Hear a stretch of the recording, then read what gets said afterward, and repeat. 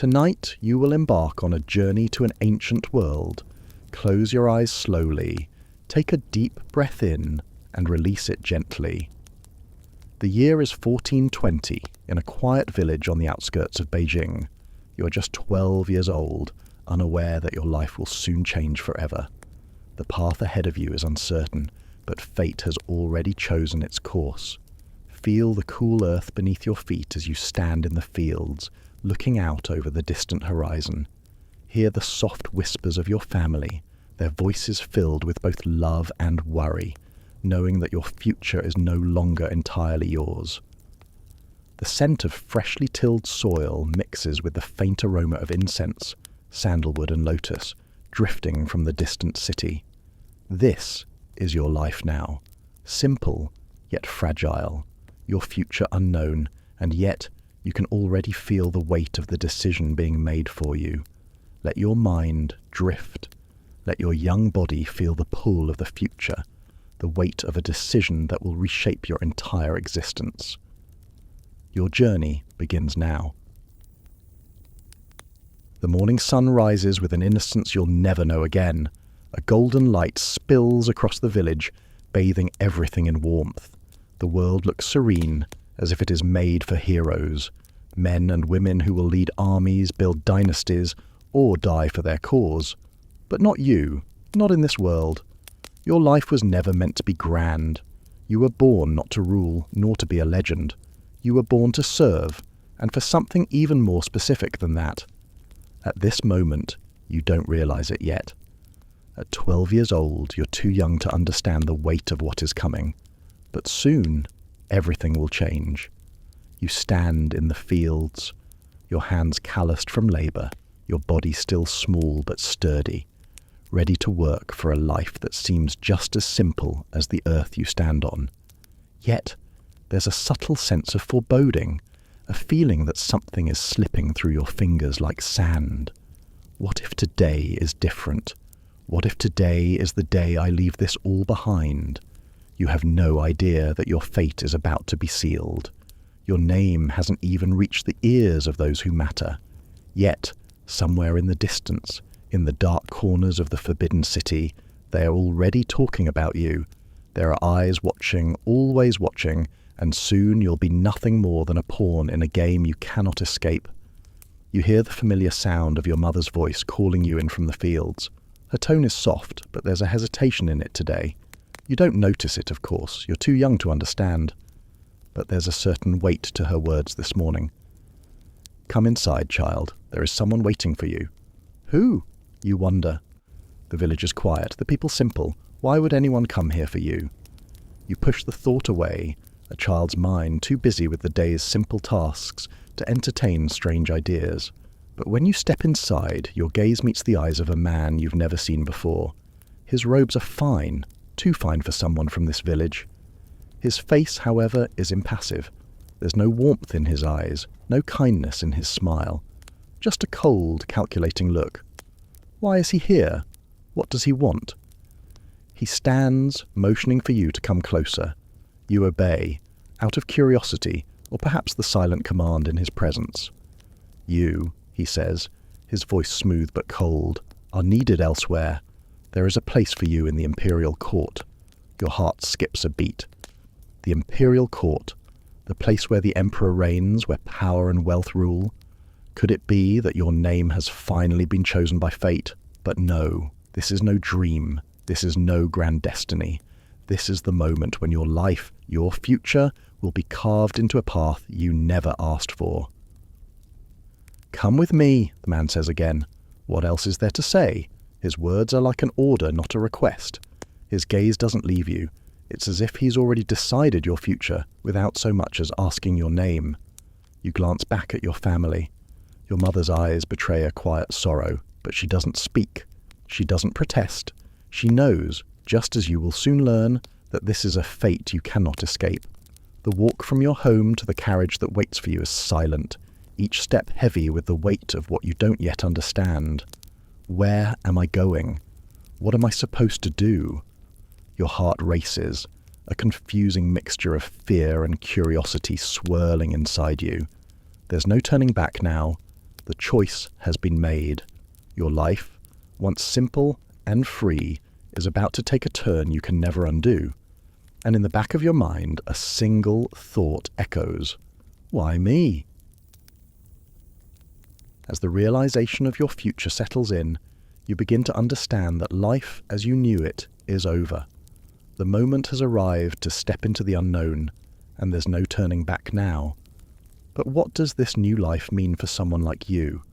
It doesn't take long for you to realize that this isn't a dream. It's not a mistake. There's no second chance to wake up from it. You're sitting in the back of a carriage, the wheels creaking over cobblestones, headed toward the heart of a destiny you never asked for. And as you sit there, the silence is deafening. The man beside you doesn't speak. His presence is as cold and still as the stone walls of the palace that looms ahead. He doesn't need to say much. Everything about this moment tells you that your life is no longer in your hands. So, this is it, you think, staring out the window at the passing scenery. This is what it feels like to have your future chosen for you. No say, no choice. The sun is low, casting long shadows across the road, but all you can feel is the weight of something else. A decision made, not by you, but by someone far removed from this quiet village. The feeling sinks in slowly, like a stone dropping to the bottom of a well. Why me? The question echoes in your mind, louder than the clatter of the carriage. Why was it you, out of all the children in this vast empire? You could be anything. A farmer, a craftsman. Perhaps you could have been someone important, if only you had been born under different circumstances. But no, you've been picked for something far more special. Your thoughts turn darker, and then it hits you. This is it. There's no turning back. The life you knew is already a memory fading into the distance, and the future that awaits you, it's a labyrinth, a maze you're being pushed into without a map. What am I supposed to do now? You can't go back to the fields, to the life you once knew. That's no longer an option. The palace, that towering fortress of stone and silk, will be your home now. The life of a eunuch is nothing like the one you imagined, if you ever imagined one at all. It's a life hidden in the shadows, in silence, a life where every step you take will be watched, every word you speak will be measured, and every action you perform will be scrutinized. And yet, in the end, your life will mean nothing more than the role you play, nothing more than the duties you perform. You glance at the man beside you. His expression never changes. He's seen this happen hundreds of times before. You're just another child, another body to add to the ranks of the unseen ones, the eunuchs of the Forbidden City. Why me? The question keeps circling, refusing to leave. You want to scream it, shout it, ask him directly, but you already know the answer. You were born for this. Your future was never yours to decide, and it isn't just you. This is the fate of countless other children. Boys chosen at random, plucked from their homes, made to serve in ways they could never understand. They say it's for the greater good. They say it's a privilege to serve the emperor. But what does that mean for you? What does that mean for the boy who just wanted to live a simple life? The road stretches on, endless, as you head deeper into the unknown. The farther you go, the heavier the silence feels. There are no words for this, no comfort to be found, just a cold truth that you can't escape. The life you once knew has already slipped away, and you're walking toward a future that no one else can see but you. And then, in the quiet of the moment, it all becomes clear. There is no choice here. You were never given one. You are simply chosen. As you enter the next phase of your life, the weight of your new reality becomes all too clear. The physical and emotional toll of what is about to happen takes shape, and you can't help but wonder, how will you survive this process? Imagine for a moment your body is no longer your own. The room is cold, far colder than anything you've ever known. You've been stripped of everything that once made you feel like yourself, your family, your home, your name. And now, your dignity is the next thing being ripped away. You lie on the stone slab, Hands bound, heart pounding in your chest. It's almost too much to bear. No one warns you about the pain. They don't tell you that it will hurt in ways you could never imagine, ways that will haunt you for the rest of your life. In this room, there are no comforting words. There is no, "it'll be okay." This is not a place for promises. This is a place where the body is torn apart, only to be reassembled into something different. How did it come to this? You wanted to scream, but no sound escapes your lips. The tears, the agony. They're all swallowed by the silence. The only thing you can hear is the sound of your own breath, ragged and desperate. You've heard whispers, rumors, but none of it prepared you for the reality. None of it told you just how much it would hurt. They begin the process. It's methodical, impersonal, like they're working on a machine rather than a living person. The pain starts slowly, creeping through your body like fire licking your skin, and then it builds and builds until it's unbearable, consuming every thought, every feeling, until the only thing that exists is the pain. You don't know how long it lasts. It feels like an eternity, but it's also over in an instant. And when it's finally done, you're left with the feeling of something lost forever, something you can never get back. You don't need to look to know. You know what has been taken from you. It's gone. And the worst part, you can't even grieve for it. There's no time for that. What's left of me now? You try to move, but your body is stiff, foreign. The pain is still there, a dull ache that never quite leaves. It's not just in your body, it's in your soul. You feel hollow, like a piece of you has been carved away, and now there's only an emptiness that no one can fill. There's nothing you can do to change it. You can't undo it. For a brief moment you wonder if you're dreaming. Surely no one would do this to a child. Surely no one could take so much from a person and expect them to survive it. But no, this is no dream. This is real. This is your life now. You lie there, breathing through the pain, your thoughts swirling in a fog of confusion and disbelief. Your young body trembles, not just from the pain, but from the weight of what has just happened. The change is irreversible. There's no going back to the child you once were. That person is gone, and in their place, someone who will never be the same. And then a thought rises in your mind like a whisper in the dark. What if I had chosen a different path? What if you could have run away, escaped? The thought feels foolish now. It's too late. There's no way to undo this. You sit up, your body trembling, and stare at the floor. The room is quiet, but the silence is deafening. There are no words of comfort. No one comes to check on you. You are alone, with nothing but your thoughts and the pain.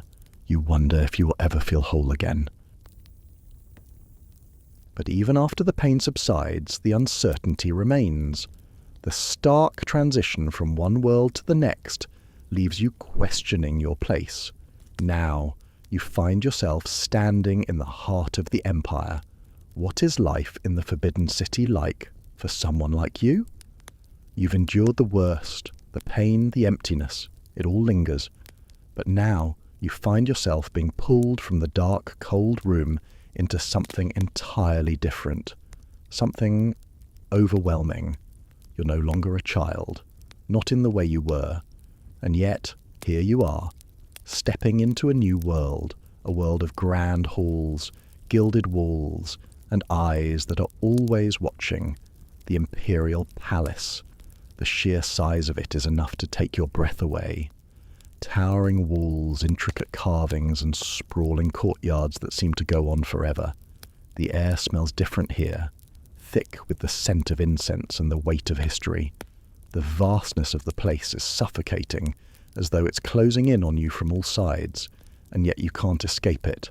The marble floors beneath your feet are as cold as the ones that haunted your past, but somehow they feel more permanent, more real. So, this is it. This is my life now. You can feel the eyes upon you, even in the crowded corridors where servants and officials bustle about. You know you're being watched. There's no privacy here, no escaping the gaze of others. It's not like the world you knew, where you could retreat to a quiet corner of your home. Here, you are always on display.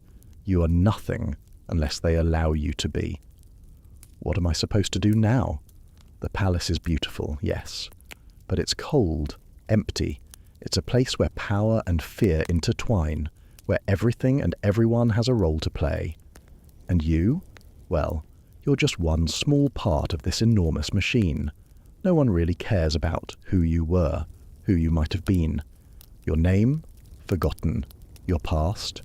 Irrelevant. You are a eunuch now, a servant of the emperor, a shadow in a world full of light. The thought almost feels like a slap. How did it all happen so quickly?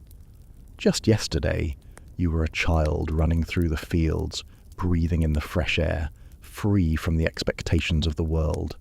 Now, you find yourself moving quietly through the halls of the most powerful place in the empire, your every step measured, your every action observed.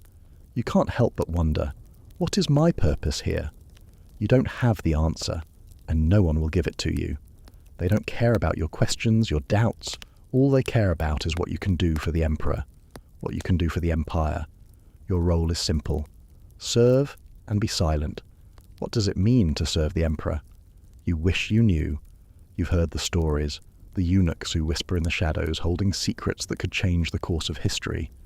Some are feared, some are revered, but all are bound by the same rules. All are invisible, except when they are needed.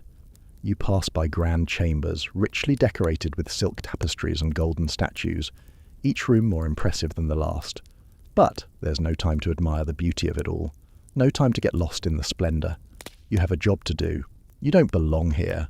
You're a servant, nothing more. You pause for a moment, standing in one of the many halls, and for a brief second you allow yourself to feel something that you haven't felt in a long time. Fear. The palace is vast, and there is no one you can trust. You're just one more face in the crowd, one more servant in the sea of palace workers, and no matter how long you stay here, no one will ever remember your name. Is this my life now? But before you can answer, you hear footsteps approaching. You quickly straighten up, pulling yourself into line with the others. You don't want to draw attention. Attention here could be dangerous. It could mean that you've done something wrong, something that would get you noticed for all the wrong reasons. You breathe in deeply, trying to steady yourself. The palace may be cold, but you have no choice now but to adapt. This is your new world. You have no say in it, so you move forward, step by careful step, as the eyes of the empire watch you. In the grand halls of the palace, you realize that your role is more than just a servant. It is part of a much larger and more intricate system. The reality of what it means to be a eunuch in the emperor's world starts to settle in. What does it mean to be a servant in the palace? You've been here long enough to know the answer. It means you are invisible. You exist, but only in the spaces between shadows and whispers. You are a cog in a machine that never stops turning, always moving forward, always serving the needs of those with power. The emperor, his consorts, the officials, they are the ones who matter. And you're just another face in the crowd, a nameless figure who fades into the background. But despite all this, there's something you never expected, something no one warned you about. Even though you're just a servant, you hold a power far greater than you ever imagined. You're in the heart of the empire, surrounded by those who hold the strings of fate in their hands. You're a piece in their game, but even a small piece can change the course of history. You've learned that the hard way.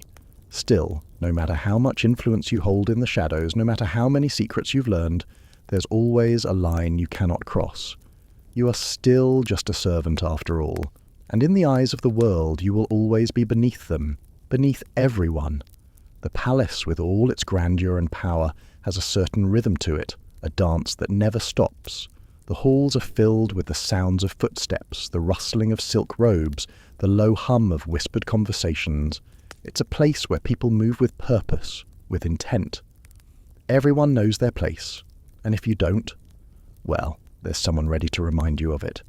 You stand in the shadows of a grand hall watching the procession of courtiers and officials. The emperor's consorts pass by, each one draped in jewels, each one a symbol of power and influence. You watch them with a mixture of envy and disbelief. They are the ones who matter. They are the ones who shape the empire. They are the ones who get to live their lives with purpose, with meaning. And you're a servant, a shadow in the background, always watching, never participating. How did I end up here? You ask yourself, watching the opulence unfold before you. Is this my life now? But just as quickly you shake off the thought. There's no use wondering about the what-ifs. You've seen what happens to those who question their place here. They vanish, quietly, like smoke disappearing into the air. No one remembers their names. No one even acknowledges they were ever here. You walk quietly through the halls, your presence barely noticed. Every movement you make is deliberate, measured. You know the rules. You know what happens when you step out of line. Every task you perform is done in silence, with precision. You clean the floors, prepare the meals, run the errands, and all the while, you remind yourself of one simple truth. You're just a servant. But as the days pass, you begin to see the subtleties. You start to notice the power dynamics at play. The small whispers behind closed doors, the secrets exchanged in hushed tones. You may be invisible, but that doesn't mean you don't hear the things you're not supposed to hear. You may be a servant, but in this world, information is currency, and suddenly you find yourself holding a treasure trove of secrets, things that could ruin lives, things that could even change the course of the empire. You don't ask for this. You didn't want to know these things. But here, in the shadows, you learn the truth. The palace is not just a place of power. It's a place of manipulation, of lies, of broken promises. It's a game, and you are a player, whether you like it or not. Do I want to be part of this game? You wonder, can I even get out of it? But even as the questions swirl in your mind, you know one thing for certain. No matter how much you know, no matter how much you influence, you will always be a servant. You will never be one of them. Not really. The palace doesn't allow for it. The system doesn't allow for it. And yet, in the silence of the night, when the emperor sleeps and the consorts are long gone, you allow yourself to dream. What if you could change the game? What if you could rewrite the rules? What if I could have more? But then, the thought vanishes as quickly as it came. You are a servant. That is all you will ever be. You are nothing more than a shadow in the background. You know your place, and you've learned not to forget it. As you serve those with power, you soon find yourself in the presence of the most powerful man in the empire, the emperor himself. What is it like to stand before the very figurehead of this vast empire? You've heard the stories, of course. The emperor, the one who holds the entire empire in his grasp, a figure of reverence and power. They say he can make life and death decisions with a single glance, that his word is law, and his presence is felt in every corner of the empire.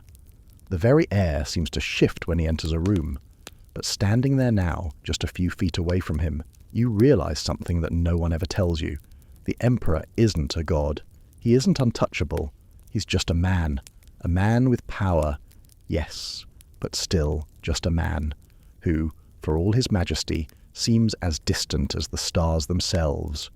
You are summoned to the inner chambers of the palace, the ones that only the highest of servants and closest confidants are allowed to enter. The room is suffocatingly silent, the air thick with incense. Every movement, every breath, seems to echo against the ornate walls. It's a room built for reverence, a room that reflects the emperor's power.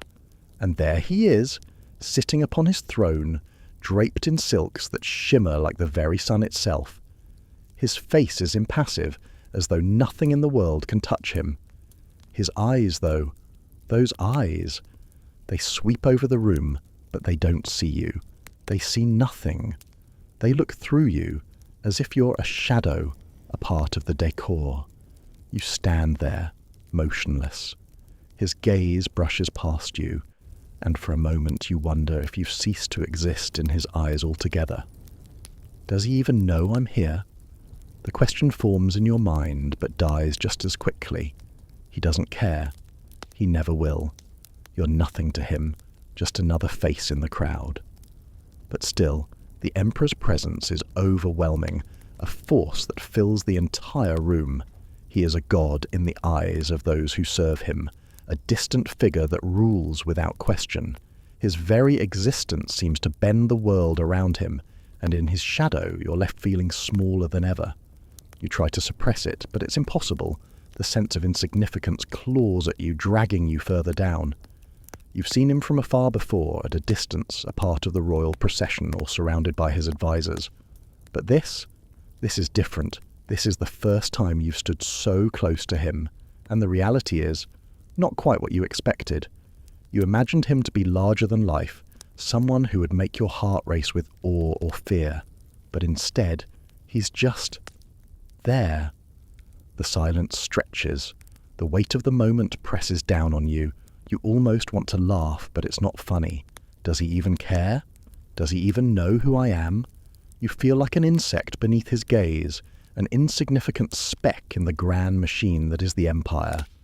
And yet, you can't help but wonder if just for a second, his eyes might meet yours, if for just a brief moment, he might see you, really see you. But no, his gaze is already shifting to the next person, already moving beyond you. You're a fleeting moment in his world, no more important than the last drop of water in a river. Is this what it means to serve him? You've seen the way people react when he enters a room. Bowed heads, hushed whispers, gestures of absolute submission. You were taught that the Emperor is untouchable, that his power is absolute. But standing here, in the presence of the Emperor, you realize the truth. No matter how close you are, no matter how much you serve, you will always be outside of his world. And yet, despite all the power he wields, despite the distance between the two of you, a small part of you feels a strange, twisted kind of admiration. He doesn't need to see you, doesn't need to acknowledge you. He is the Empire. In his eyes you are nothing, but in the same breath you realize you are everything. Without people like you, the Empire would fall apart. It's a cruel irony, really. You serve him, but he'll never see you. And yet, it's your existence, your work, that keeps the Empire running. You bow your head slightly as he turns away, knowing your place, knowing the role you've been given. But inside, a single thought lingers. Will I ever be more than this? And so, the moment passes. The Emperor rises, and you remain a shadow in his wake, forgotten but necessary, a servant in a kingdom built on power and silence. But even as you face the Emperor, the true nature of your role begins to emerge. It is not the prestige or the recognition you might have imagined. Your duties are heavy, your tasks soul-crushing. The weight of your responsibility becomes more clear each day. The days blend together in a haze of obligation. Each morning you wake before the sun, your body sore from the constant physical strain, your mind weary from the endless mental pressure. The palace is a world of duties, each one more demanding than the last. The tasks come one after another, a relentless parade that leaves no room for anything else. There is no time to think, no space to question. You exist only to serve, to act, and to obey. Prepare the Emperor's chambers, clean the halls, bring tea to the advisors, keep the palace secrets. These are not just duties, they are the very essence of your existence now. Every task you perform is observed, scrutinized. You are always being watched. And the pressure, the unrelenting weight of it all is suffocating. You've grown accustomed to the routine, the endless march from one task to the next. There's no moment of rest, no break. The palace never sleeps, and neither do you. It's a life defined by the needs of those in power, and your existence is nothing more than a backdrop to their grandeur. You are a shadow, always lurking in the periphery, never allowed to step into the light. Is this what I signed up for? Number. You didn't sign up for anything. You were chosen, pushed into a world that devours everything in its path, including your sense of self. You were plucked from obscurity and thrust into the center of a system that will never see you as more than a tool. But it doesn't matter. You are here now, and that's all that matters. The Emperor's needs are endless, and you are the one who must fulfill them. You prepare his bedchamber, making sure the sheets are perfectly smooth, the pillows fluffed to perfection. You know the details of his life, his likes, his dislikes, the exact temperature at which his tea must be served, the number of steps it takes him to reach the throne room. You know these things because it's your job to know them. And yet, despite all of this, you know that you are nothing. Your work is invisible. No one thanks you. No one acknowledges the countless hours you spend in service to a man who will never know your name. There are days when the weight of it all is too much to bear, the constant pressure, the endless tasks that never end. You wonder, am I strong enough for this? Can you endure this life of silent servitude? The palace is filled with secrets, secrets that would shatter the very foundation of the empire if they were ever to come to light. But those secrets are yours to keep. You carry them like a burden, like a stone in your chest. Every whispered conversation behind closed doors, every act of treachery you witness, adds to the weight pressing down on your soul. You are the keeper of all that is hidden, and the longer you stay, the more you become a part of the darkness. And yet, the weight is crushing. There are moments when you feel like you are losing yourself piece by piece. Every secret you hold, every task you perform, seems to chip away at your humanity, leaving you hollow and empty inside. You wonder if anyone has ever felt this way, if anyone has ever questioned whether they are strong enough to endure. Is this what I was meant to be? You ask yourself, staring at the floor as you polish the Emperor's personal belongings. Your hands are steady, but your mind is a whirlpool of doubt and regret. You are just a servant. You will never be anything more. The silence of the palace is deafening. No one speaks to you unless they need something. No one acknowledges your existence beyond the work you perform. You are a shadow, an echo in the halls of power. Your presence only felt when you are needed, and forgotten the moment you are gone. And yet, in the dark recesses of your mind, a thought lingers. What if I could break free? What if, for just a moment, you could stop being a servant? Could you find a way to escape this life, to reclaim even a shred of your humanity? But you know the truth. The palace is all you have now. There is no escape. There is only duty. And no matter how heavy the burden, no matter how much your soul aches, you will continue. Because that is what you are now, a servant, nothing more. Amidst the grueling tasks, you find an unexpected solace in the company of those who share your fate. In the quiet of the palace, among your fellow eunuchs, you find a bond that, although fragile, offers you a form of companionship in a world that demands so much from you. In the silence of the palace, where the air is thick with unspoken words and the shadows stretch long across the marble floors, you find something unexpected, companionship. But it's not the kind of friendship you imagined, not the kind you might have once dreamed about when you were still a child, running carefree in the fields. No, here, in the heart of the Forbidden City, friendship is something else entirely. You meet them in the quiet corners of the palace, fellow eunuchs, your brothers in suffering. They come from all walks of life, though none of them chose this path. Some were born into it, others like you, dragged away from homes they'd never see again.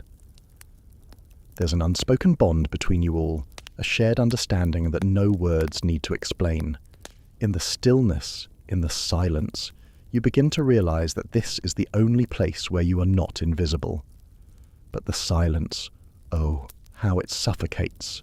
You sit together, each of you aware of the other's presence but not speaking much. What is there to say? Your lives are filled with grief, with longing, and yet the words to express it never come. Instead, you exchange looks, small nods, the slightest gestures that say more than any speech could. It's not the kind of friendship built on laughter, not built on shared moments of joy or the kind of companionship that fills the soul. No, your friendship is made of something quieter, something deeper, though perhaps more painful. It's the kind of friendship that exists in the pauses between words, in the shared silence of lives lived in shadows. Sometimes, in these moments of quiet, you find yourself wondering if it's enough. Is this what I needed? to be surrounded by those who understand the depths of your pain but cannot, and will not, save you from it, to be seen, yet never truly heard. One of the older eunuchs, a man whose eyes have long since grown dull with the weight of years in service, leans in one day, his voice barely above a whisper. "Do you ever wonder if we'll ever be free?" You almost laugh, but it's not a laugh of humour. It's a laugh of disbelief. Free? You don't even know what freedom means anymore. How can you long for something you've forgotten the taste of? "You know," he continues, "I used to dream of going back, to my family, to my village." His eyes flicker with a brief memory, one that fades just as quickly as it comes. "But you know better than anyone, that's just a story, a lie we tell ourselves." You nod, your throat tight. You used to dream of escape too, of running away from this suffocating place, of finding a corner of the world where no one would know your name. But those dreams are long gone, buried beneath years of servitude. Could I even leave if I wanted to? You wonder. The thought of it seems both distant and impossible. Your place here is cemented, the chains of your fate heavier with each passing day. The conversation drifts, a few words spoken in passing, a shared silence as the night stretches on. And yet, despite the emptiness of the exchange, there is comfort in it. There is comfort in knowing that, even though you are just a small, insignificant part of a much larger world, here, with your fellow eunuchs, you are not alone. For a fleeting moment, you are reminded that you are human, that you still have something inside you that's worth holding on to. But is it enough? The question hovers in your mind like a shadow. The friendship you share with these men is not the kind of bond that fills the heart.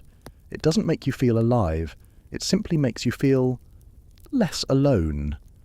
And in a place like this, perhaps that is all you can ask for. At times, you find yourself wondering whether this is the best it will ever get. Will you ever feel true joy again? Will you ever experience the kind of connection you once dreamed of? Or will your life, like the lives of the men around you, remain confined to the shadows, a silent existence devoid of warmth or light? You glance around at your companions. Their faces are weary, their eyes hollowed out by years of service. Yet there's a glimmer of something there. Maybe hope, maybe just the will to survive, to endure another day. And perhaps that's enough. Perhaps that's all anyone can hope for in a place like this. Is this enough? The question lingers unanswered as you return to your silent vigil. In this world of shadows, it's the only comfort you can afford. Despite the bonds you form, the palace life remains cold and indifferent. Each day is filled with the small, repetitive tasks that keep the wheels of power turning. But as time goes on, you begin to wonder, can this routine truly define your existence? Life as a eunuch isn't glamorous. There's no grand entrance, no acclaim, no moments of triumph. No, your days are filled with the small, mundane tasks that make up the machinery of the palace. You sweep the floors, polish the silver, prepare the emperor's tea, and run endless errands for the highest officials, each task blending into the next like an unbroken chain of duty. This is it, you think, as you sweep the dust from the grand halls. The palace, for all its splendour, is just as much a prison as it is a symbol of power. Every corner is watched, every movement scrutinised. You have no privacy here, no freedom to simply be. The work is endless, but it's what you've come to expect. No one cares about your exhaustion, your aching back, your quiet desperation. You are part of something much larger than yourself now. You are a small cog in the intricate machine of the Emperor's world. And no matter how much you wish to stop, to rest, to escape, you know that if you don't keep moving, if you don't keep working, the whole thing will fall apart. The machine will break, and you will be discarded like the dust you're sweeping from the floor. You've become so good at it that you do it without thinking, sweeping, polishing, preparing, serving. Your body moves on autopilot, each action done with the precision of someone who has long since learned that there is no other way. There is no room for mistakes here. A wrong movement, a missed step, could cost you dearly. It's the same every day. The tea must be brewed to perfection for the imperial officials. The floors must be spotless, the Emperor's chamber must be immaculate. The small, seemingly insignificant tasks pile up, each one as important as the last, each one a reminder that you are always working, always serving, and never living. And yet, as you carry out these daily tasks, you begin to understand something. You are no longer just a person. You are part of the system, part of the larger machinery that keeps the palace running. The palace doesn't care about you as an individual. It doesn't care about your desires, your past, or your hopes for the future. It only cares about what you can do, what you can contribute, what you can provide.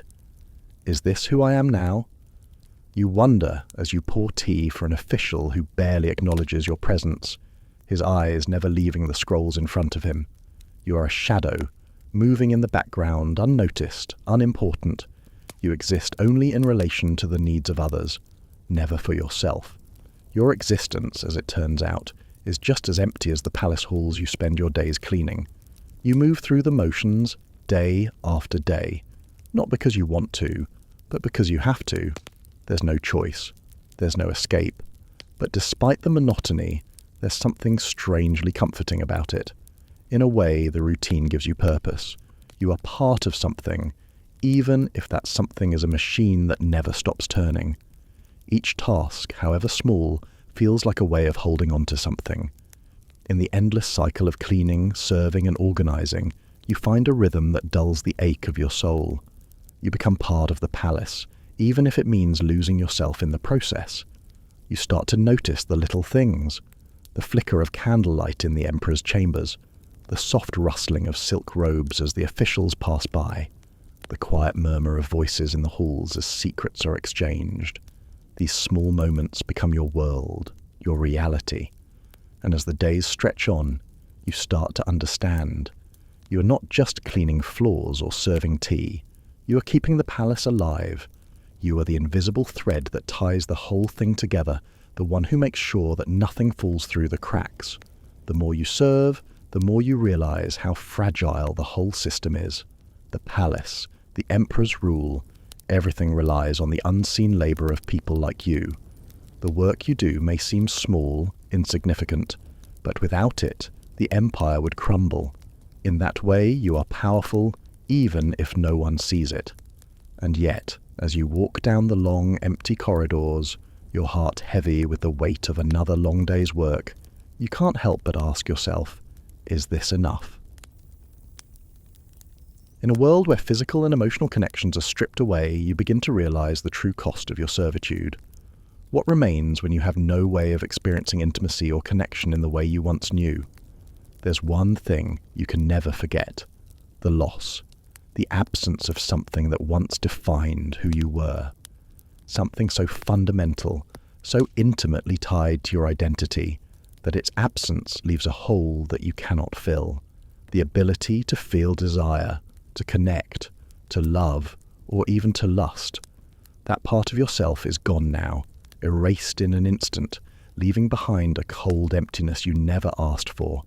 It's not just physical, it's spiritual too.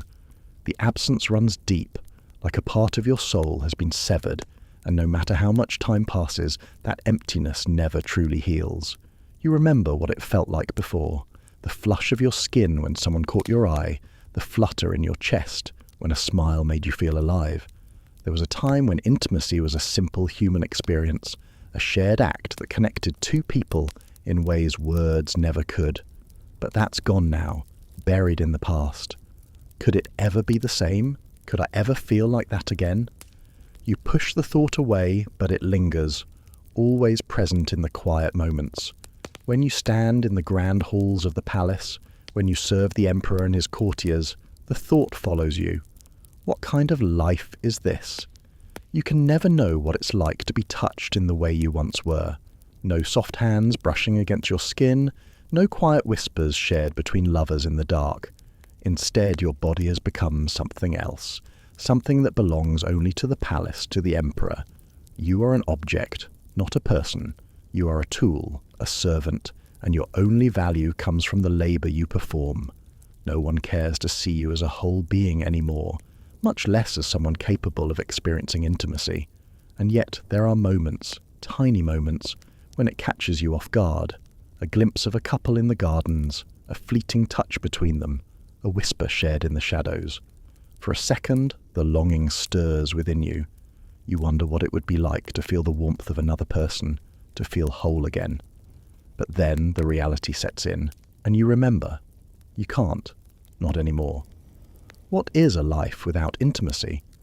There are those who say that the loss of intimacy doesn't matter, that it's just a part of your new life, that you should embrace the work you do.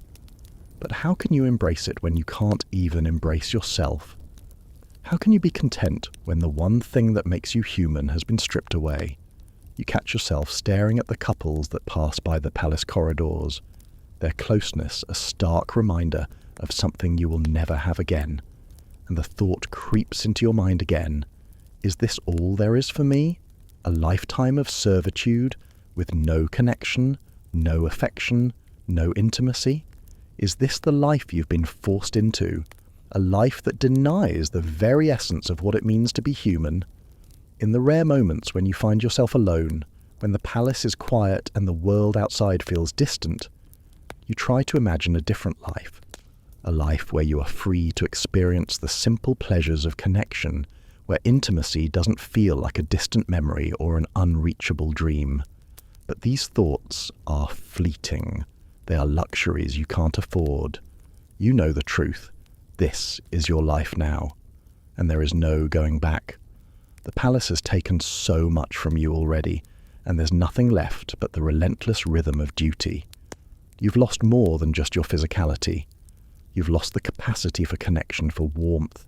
You've become a shadow, a hollow shell moving through the halls, invisible to those who pass you by, your life defined only by the tasks you complete. But still, there are moments, quiet and secret, when the ache surfaces, when the longing is too much to ignore. And in those moments, you find yourself asking, is there any life left for me after this?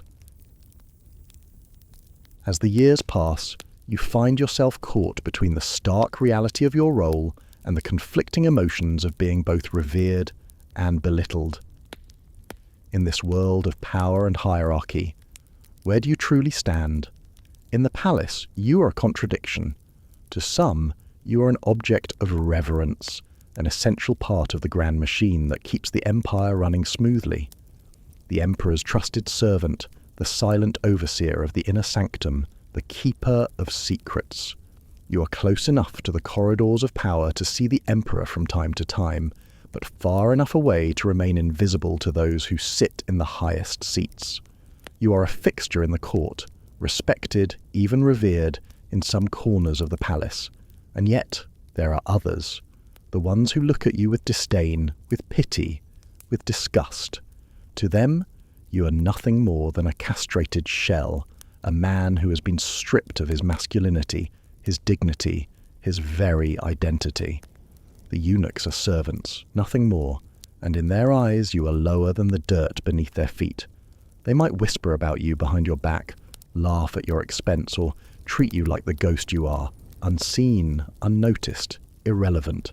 The duality is maddening. Who am I, really? You think about it often, standing in the shadow of the palace walls, the weight of your place in the world pressing down on your shoulders. To some, you are a symbol of loyalty and duty. To others, you are a walking reminder of their deepest, most contemptible fears. A eunuch represents the ultimate submission to the emperor's will, the sacrifice of one's body for the sake of power. But is that a mark of honor, or is it simply another form of degradation? In the quiet moments, when you stand alone in the hallways, you can't help but ask yourself, am I lower than them? You have nothing but your role here. You were never given the luxury of choice. Your life is shaped by the decisions of others. You are a pawn in a game you didn't sign up for. The honor you are given feels hollow, like the praise of a master who has no choice but to acknowledge your service. It isn't respect. It's a transactional acknowledgement of what you provide. You don't belong to yourself anymore. You belong to the empire. And yet, there are days when the weight of it all lifts, even if just for a moment. When someone looks at you with a hint of gratitude or admiration, when your service is acknowledged with a word of respect or thanks. You wonder if this is what you're meant to live for, the fleeting recognition that you exist in some small corner of this vast palace. But then reality comes crashing back. Does this recognition mean anything? You are constantly reminded of the fact that no matter how much respect you earn, no matter how many tasks you complete flawlessly, you will always be less than the others. You will never stand in the Emperor's presence the way a true confidant or trusted advisor does. You will never have the power to command respect by your name alone, the way the officials do. At times you catch yourself looking at the other servants, those with the privilege of being whole. You watch them interact with each other, laughing, sharing stories, while you are left standing on the periphery. They don't know the full weight of your life, the way your body and your soul were torn apart to serve a greater power. They only see the shell of what you've become. Is this what it means to live in the palace? You wonder. The world around you is always changing, always shifting. Today's favor may be tomorrow's humiliation. Your worth is constantly being redefined. And no matter how hard you try to hold on to your sense of self, the current of the palace's politics pulls you in different directions. One moment, you are a respected servant, part of the Emperor's inner circle. The next, you are nothing but a forgotten tool, discarded when your usefulness has expired. This is your reality. You walk the tightrope between honor and humiliation, always uncertain, always waiting for the next wave to hit. There is no stability in the palace. Your value is always in flux, defined by the whims of the Emperor and those who surround him. One wrong step, one small mistake, and you could find yourself cast aside, no longer worthy of even the most fleeting recognition. Is it worth it? You wonder about that too. The service, the sacrifice, the constant struggle to define your worth in a world that refuses to let you be anything more than a shadow. The palace is a place where power and status are fleeting, where everything you do can be undone in an instant. You can be both revered and despised in the same breath. You are part of something much larger than yourself, yet so small in its grand design. You are the servant, but you are also the key. You are invisible, but your actions shape the empire.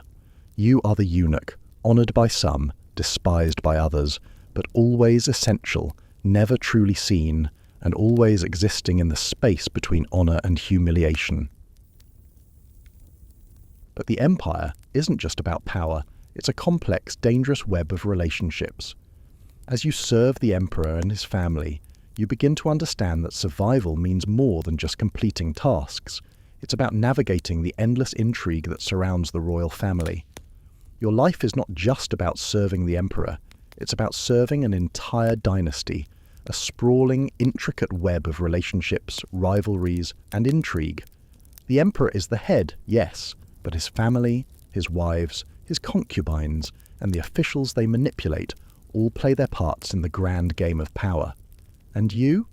You are a mere pawn in this endless struggle, tasked with fulfilling their every whim, navigating the shifting tides of their needs and desires. You serve them all. The Emperor's principal wife, the Empress, commands your respect, but her position comes with its own dangers. She is powerful, yet she must constantly fight to maintain her power, surrounded by younger, more ambitious women who would gladly see her dethroned. The concubines, each one more beautiful and scheming than the last, are another story entirely. They have their eyes set on one thing, becoming the Emperor's true consort. To them, you are nothing more than a servant, an accessory in their endless game of seduction and deceit. The palace is a battleground, and you, with your uniform and your unremarkable life, are caught in the middle. You've seen it all, the glances exchanged between the Emperor's wives, the whispered arguments behind closed doors, the cold smiles of concubines who know how to play the game. You can feel the tension in the air, thick and suffocating, as if every corner of the palace holds a secret waiting to be uncovered. And yet, despite all the political drama that swirls around you, you are nothing but a cog in the machine. Your job is to keep the palace running smoothly, cleaning the chambers, preparing the meals, ensuring the Emperor's comfort. The details of courtly intrigue are far beyond your pay grade. or so it seems. You've learned to turn a blind eye, to keep your mouth shut, and to never question the motives of those you serve.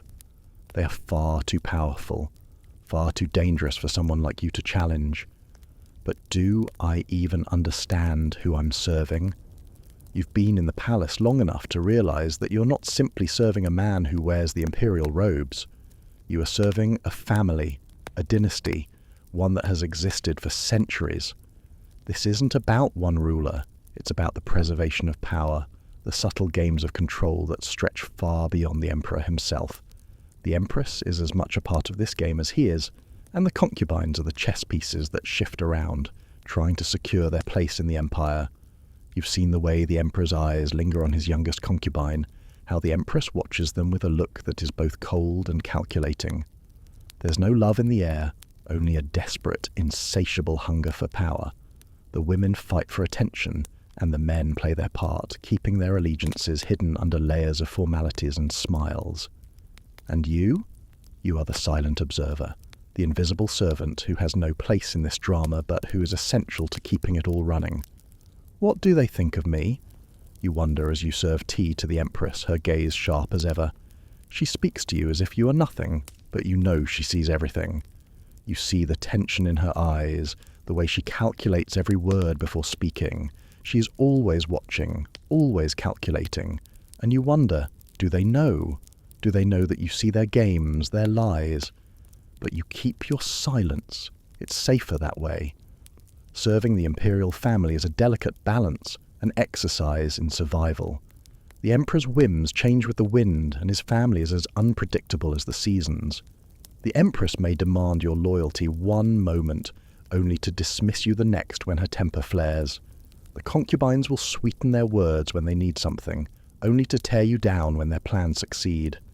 You are nothing but a tool to them, a means to an end. You find yourself wondering if they even understand the toll their games take on the people who serve them.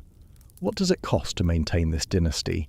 You think, looking at the empty walls of the palace, there is no joy here, only the relentless pursuit of power, and you are caught in the middle, always serving, always watching, never truly part of the world you help create.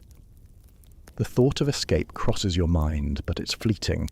You know better than to dream of a life beyond these walls. The palace is all you've ever known. The world outside is distant, foreign, and full of dangers you cannot face. Here at least you are needed.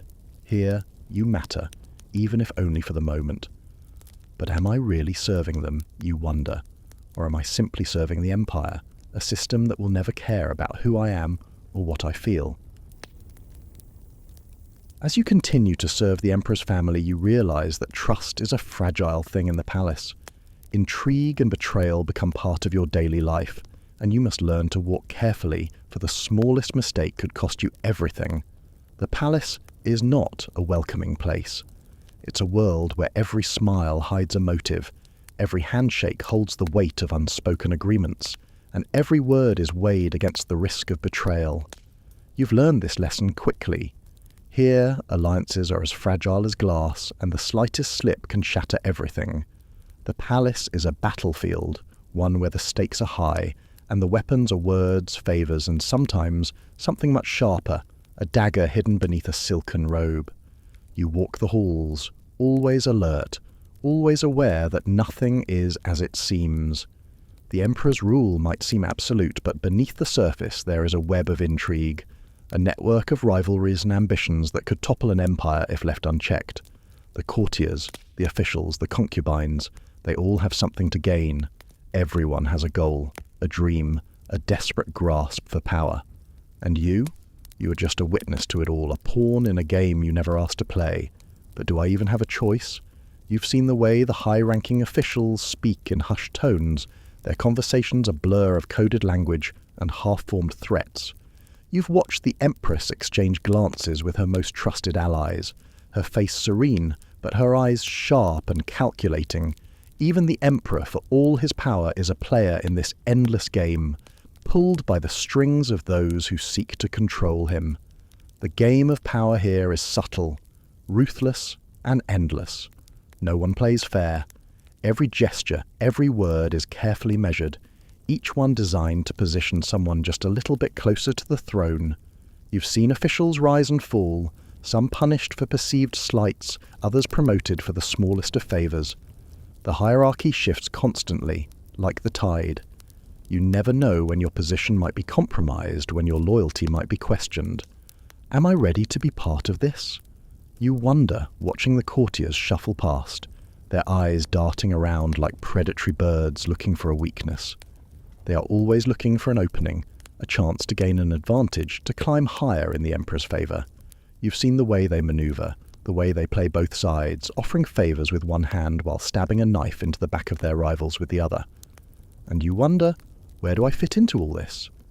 You try to keep your distance, to remain invisible, but it's impossible. The palace runs on secrets, and secrets require those who carry them. You've learned things that would ruin reputations, things that could change the course of the empire. Whispers about the emperor's true intentions, rumours about concubines who have more power than they let on, murmurs of corruption among the highest officials. Do I have the courage to speak up? The question lingers. The more you know, the more you realise how deep the rot runs. Every day you find yourself learning more about the games played behind closed doors, about the fragile alliances that could collapse in an instant. You can see the tension in the eyes of the palace's most powerful figures. They are all waiting for the other to make a mistake, and if that mistake happens to be yours, you know how quickly they'll pounce. The palace is a place where no one is truly safe. Even the emperor is vulnerable, his reign dependent on those who surround him. The deeper you go, the more you understand that loyalty here is just another word for survival. Betrayal is the currency of the palace, and every interaction is a transaction. The slightest misstep, the smallest betrayal, can cost someone their life. You have learned to smile, to nod, to say nothing when everything within you screams to speak out. The game is too big, too dangerous for someone like you. And yet, you wonder, is this the price of survival? Is it worth it to play along, to participate in the treacherous politics of the court? To serve a system that is as broken as it is powerful? Do I even have a choice? There are moments, fleeting ones, when you dream of escape, of leaving this life behind. But those moments pass quickly, replaced by the reality that you can't escape. The palace is a labyrinth with no exits, a world where the only way out is through, and for you, there is no way back. You are a part of the game now, whether you like it or not. The question is no longer if you will become involved, but how you will navigate the web of intrigue. Can you survive it without losing yourself? Can you play the game without becoming a pawn yourself? The palace has already changed you in ways you never imagined, and now you must decide just how far you are willing to go to survive. Amid the constant threat of betrayal, you begin to realize something else. You are slowly sacrificing more of yourself each day. As the weight of your duty increases, so does the toll it takes on your mind, body, and soul. Each day is a new sacrifice.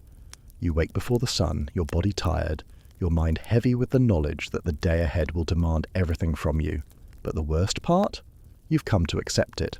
The routines that once seemed overwhelming, the tasks that once felt like a constant weight on your shoulders, have now become part of you.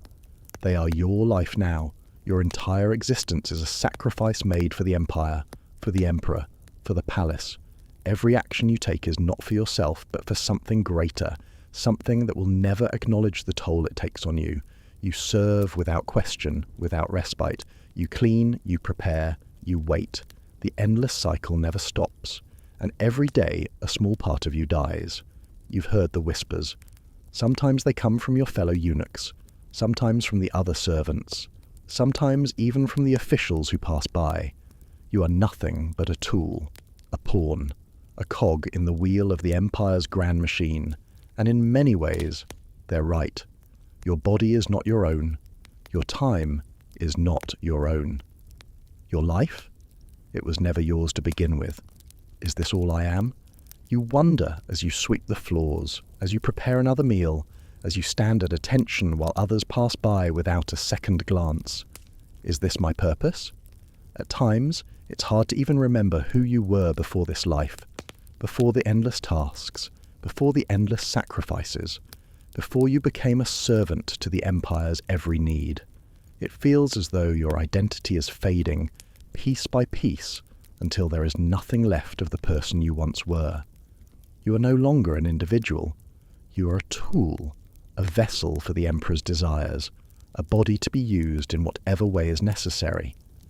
And yet, even in the depths of this sacrifice, there's a strange sense of purpose, a sense that you are part of something greater.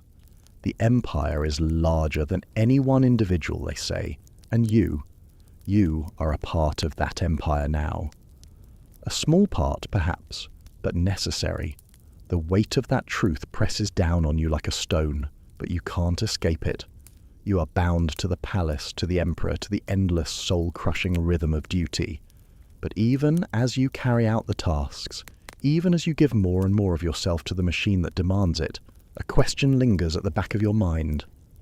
Will I regret this? There are days when you wonder what could have been. What life might you have had if you weren't swept into this world of power and servitude? Would you have had a family, a future, a chance to live for yourself instead of for someone else's ambition? Is it too late? You try to push the thought away, but it keeps creeping back. Every time you enter the Emperor's chambers, every time you serve the Empress or the officials, the question is there, like an echo in your mind. Will I ever feel whole again? But you know the answer, don't you? Number. This is who you are now. This is your life. And in a strange way, you've come to accept it. The sacrifice is your fate. The Empire is all that matters. And in a way, you are part of something larger than yourself. You are a cog in a vast machine, but without you, that machine would not run. Your sacrifices are not without meaning, even if the world will never notice them. You are serving the Empire, the very foundation upon which everything else rests. The Emperor may never know your name, but you are essential to the Empire's survival. But at what cost? You ask yourself as you look out over the grand halls of the palace, the flickering candlelight casting long shadows on the walls. You've given everything, but you wonder, did you give too much? The sacrifices you've made have already begun to erode your humanity, and the constant pressure of palace life threatens to break you. You begin to wonder, can you endure this, or are you already losing the person you once were? Time, it seems, is both your enemy and your constant companion. At first the work was a blur, the tasks clear, but the impact on your body barely noticeable. But as the years drag on, the weight of each day becomes more apparent. It's not just the physical labour, the hours spent on your feet, bending, lifting, cleaning, that wears you down. It's the constant pressure, the unspoken demands, the eyes always watching, always judging. And as time passes, you begin to realise something. It's not just your body that's breaking, it's your mind too. How long can I keep this up? The physical toll is hard to ignore. Your back aches with every step. Your hands are calloused and raw from the constant chores. Your legs sore from standing for hours on end. You've learned to push through the pain, to keep going even when your body screams for rest. Pain is temporary, they say. But what happens when it doesn't go away? What happens when it becomes part of who you are, an ever-present companion, like an old friend you never asked for but cannot escape? But it's not just your body that suffers. The pressure from your superiors is constant, relentless. You've learned to obey without question, to carry out even the most demeaning tasks with a smile, to keep your head down and hope you don't draw attention. The higher-ups in the palace never stop, always pushing, always demanding more, always finding new ways to test your limits. You never know when you'll be called upon, when your value will be scrutinized, when you'll be replaced with someone younger, someone stronger. Am I just a tool to them? And then there's the disdain from the other servants, the eunuchs, the palace staff, the lower-ranking officials. They see you as less than them. You're the one who's been stripped of your dignity, the one who is invisible in their eyes. They know the reality of the palace. They know what it's like to be caught in the web of power, and they know that you will never be part of their world, no matter how hard you try. The subtle slights, the cold shoulders, the whispered insults, They are a constant reminder that you don't belong, and you can't escape it. You are trapped in the palace, bound by duty, bound by the roles you were forced into. Why am I here? You ask yourself this question over and over again in the quiet moments when no one else is around. Why did you come to this place? Was it fate? Was it survival? Was it the promise of something better? Whatever the reason, it doesn't matter now. The palace is your home, and it is also your prison. The walls close in on you slowly, steadily, and you realize that you're no longer part of the outside world. You don't even know what's happening out there anymore. The news, the events, the simple joys of life, they all seem so distant, so unreachable. The worst part, though, is the isolation, the feeling of being trapped in a world where no one truly sees you, the loneliness that creeps into your soul like a sickness, eating away at you from the inside. You serve, you sacrifice, you give everything, and yet no one truly cares. You are a cog in a machine that does not know your name, that does not care about your well-being. You are a shadow in a place that demands your soul. What happens when you feel like you can't escape? The thought lingers, hanging over you like a dark cloud. What happens when you are so far from the world you once knew that you can't even imagine leaving? When your entire identity has been shaped by the palace, by the empire, by the people who own your every action? How do you break free when freedom is a concept so foreign to you? You begin to wonder if it's even possible. Is there a way out? Or is this your fate? To serve, to endure, to give everything and receive nothing in return? The pressure builds, slowly at first, then faster and faster, until it feels like you're suffocating beneath the weight of it all. Your body hurts, your soul aches. The emptiness inside you grows, feeding on the parts of you that you've lost, the parts that no longer exist. You have nothing left but duty. And yet, is that enough? What if duty is all you have and it's never enough to fill the hole inside of you? And so, you continue, one step at a time, unable to stop, unable to break free. Because in the end, what choice do you have? In the darkness of your thoughts, a single question lingers. Am I still human? The more you serve, the more you question the very essence of your existence. Can someone like you ever find meaning again in a world that demands everything and leaves nothing behind? There comes a point when you start to wonder, am I even human anymore? It's not a question you ask lightly. It creeps in slowly, almost imperceptibly, like a shadow gathering at the edges of your mind. But once it takes root, it grows, curling around your thoughts until it's all you can focus on. What does it mean to be human? And, more pressingly, what happens when everything that once made you feel alive, everything that gave you meaning, is stripped away? You were once someone. Once you had a name, a family, a future. You might have been poor, you might have been overlooked, but you were still someone, a person with hopes, dreams, desires. You were someone who could look at the horizon and imagine a life for yourself. But that life is gone now. Your name no longer matters. Your family is a distant memory. And your future? It's been taken from you in one single, irreversible act. You are a eunuch. You've seen it time and again when you pass by a mirror or catch a glimpse of your reflection in the polished surface of the palace floors. You are not who you used to be.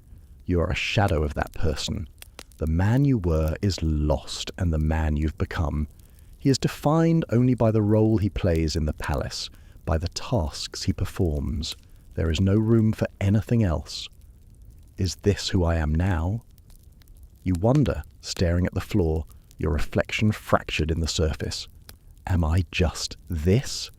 Your body, once whole, has been altered. A part of you is gone forever, taken by forces you couldn't control, by decisions made for you, not by you. What does it mean to live without the ability to connect with others in the way you once could, to feel disconnected from your own body, to see yourself as incomplete? The loss is not just physical, it's existential. You don't know who you are anymore. You're not the man you were, not the servant you've become.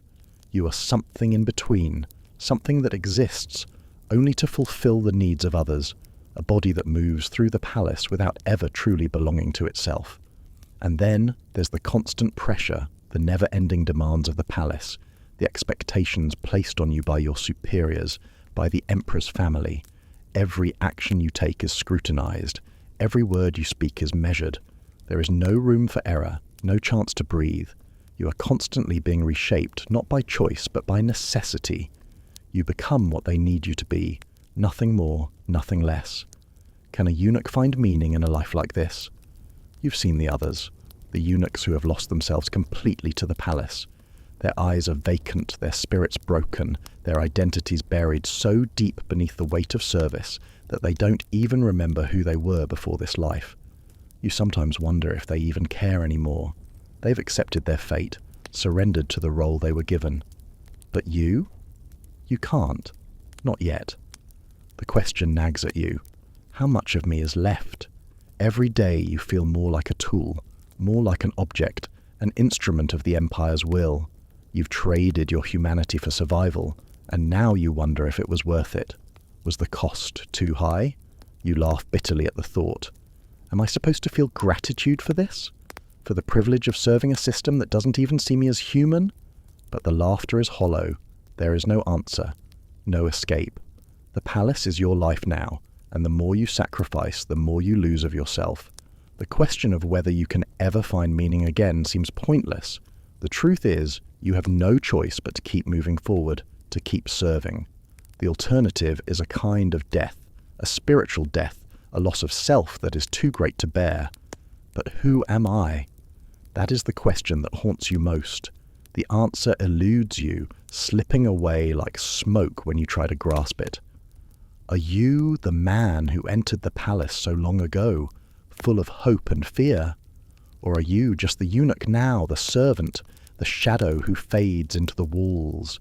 Can you ever reclaim the person you once were, or is that person gone forever? Is it too late? But then there are moments, brief flashes when you almost feel something, a hint of the man you used to be. Maybe it's in the way you walk through the halls or the way you speak to a fellow servant. Maybe it's in the way you notice the world, the light shifting in the gardens, or the taste of tea on your tongue. For a moment, you are someone again, but it never lasts. The palace, with all its demands, always pulls you back in. The emptiness is there, waiting for you, always lurking, always threatening to swallow you whole. And you wonder, is this the life I'm meant to lead? As you wrestle with your identity, the world outside the palace continues to call to you. The temptation to escape, to rejoin the world you once knew, becomes harder to ignore. But can you ever truly leave, or are you already too far gone? Your life is a series of stone walls, cold, unyielding, and permanent. The palace is your world now, and the world outside seems as distant as the horizon itself. You have come to know every creaking floorboard, every flicker of candlelight, every whisper in the corridors. But outside those walls, that's where the air is free, where the world moves at a different pace, or so you imagine. From the small barred window in your quarters, you sometimes catch a glimpse of the world beyond the palace. Children playing in the streets, merchants haggling in the markets, farmers tending to their fields under the open sky. It seems so simple, so full of life. They laugh, they cry, they live without the heavy weight of duty and servitude. And you watch them, your eyes tracing the fleeting moments of freedom with longing, wishing you could be part of it again. Is that what life is supposed to be? You wonder as you press your face against the cold window, your breath fogging up the glass. Is it meant to be free, to be alive without constantly being watched, measured, and controlled? The desire to escape, to be part of the world outside, gnaws at you. You remember what it was like to be outside those walls, to breathe air that wasn't laced with the scent of incense or the suffocating silence of the palace. There was a time when you felt the warmth of the sun on your skin, when you were a part of something bigger than yourself, when you had hope, when you believed in something other than duty. What would it be like? It's almost impossible to imagine now. The idea of freedom is so far removed from your reality that it feels like a dream, a half-forgotten memory of a time before you became nothing but a servant. The palace has consumed you, slowly, quietly, until the life you once had, if it even exists anymore, feels like a distant fantasy. You stare out the window, watching the life that passes by. It's so close, yet so out of reach. You wonder, briefly, if you could slip away, if you could just step out of the palace and into that world. What if I ran away? The thought is fleeting, absurd even. You know it's impossible. The palace is not just your home, it's your prison. There is no escape, not for someone like you, not when the walls are as high as they are. And yet, in the quietest moments, in the darkness before sleep, the idea lingers. Could I leave? Could I find a life outside this cage? You've heard stories of eunuchs who managed to slip away, who disappeared into the world beyond the palace and never returned. But those stories are rare, and they are always told in whispers. What happened to them, you wonder? Did they find the freedom they sought, or were they swallowed by the world just as quickly as they had escaped it? It's a tempting thought. The pull of the outside world is strong, and for a moment you let yourself believe that perhaps there is a life waiting for you beyond the palace walls. A life where you're not just a servant, where you don't have to wear the title of eunuch like a heavy cloak. Maybe in another world you could be someone else, someone whole. But who would I be outside these walls? The question is haunting, and you can't help but feel the weight of it pressing down on you. You have spent so long within these walls that the world outside feels like a foreign place. You've forgotten what it means to live without the constant pressure, the constant surveillance, the constant need to prove your worth. You wonder, would I even survive out there? Or would you be lost, just another forgotten soul who once dreamed of freedom but couldn't find the strength to break free? As the days pass, the feeling of entrapment grows. You catch glimpses of the outside world, hear stories from those who pass through the palace gates, and each time it feels like a reminder of everything you've lost. You start to wonder if it's better to forget about it altogether, to accept your fate as it is. Maybe you're just fooling yourself, hoping for something that was never meant to be. But the truth is, deep down, you know that part of you will always long for something more, something outside these walls, something that isn't dictated by the whims of the emperor or the palace. You will always wonder about the life you could have had, the one that slipped away before you even had a chance to grasp it. And so, you return to your duties, your eyes lingering on the window just a moment longer. You are trapped, but even a prisoner can dream. The outside world seems full of possibilities. Freedom, connection, a life outside the palace walls. But you begin to see that even in the darkness there is power, and with power comes temptation. The question remains, can someone like you truly wield power without losing yourself in the process? There's something you begin to understand after a time in the palace. Even in the shadows, there is power.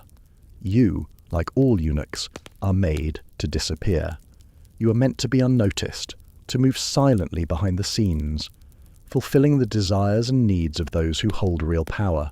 But there is a strange thing about power. It often thrives in darkness, where secrets are kept, where influence flows quietly beneath the surface, and where decisions are made that change the course of empires. As a eunuch, you've been relegated to the background, invisible to the court, a servant among many. You serve the emperor, the empress, and the concubines doing their bidding. Yet there's something about your position that's oddly liberating. You are trusted with the smallest, most intimate details, tasks that put you in proximity to those who wield the true power of the palace. You might be invisible, but you are indispensable. Could someone like me really have power? It's an absurd thought at first. You've seen the great advisors to the emperor, the noblemen who stand tall in the court, the ones who command attention with a single glance.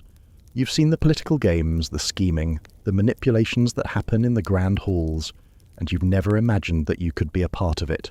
You are the eunuch, the servant, the one who doesn't even have a voice. But then you begin to notice something. The officials speak to you as though you know things things they're not willing to share with anyone else. The Empress entrusts you with her private messages. The Emperor's closest allies rely on your discretion. You see the world in ways others cannot. And though you are not allowed to speak of it, you understand the strings that tie everyone together. You hear the whispers, the undercurrents of power that no one else can detect. Is this how power works? The thought catches you off guard. Power doesn't always come from the throne. It doesn't always come from the grand gestures or the public displays of authority. Sometimes it comes from the quiet, unseen moments, when you're trusted with secrets, when you're given information that others aren't allowed to know. Power can be something as simple as holding a piece of knowledge and knowing how to use it. Power is not about who you are in the court. It's about what you know, what you control, and who trusts you. You start to see the eunuchs around you differently. The ones who've been in the palace longer than you have, the ones who serve as advisors to the emperor or the empress.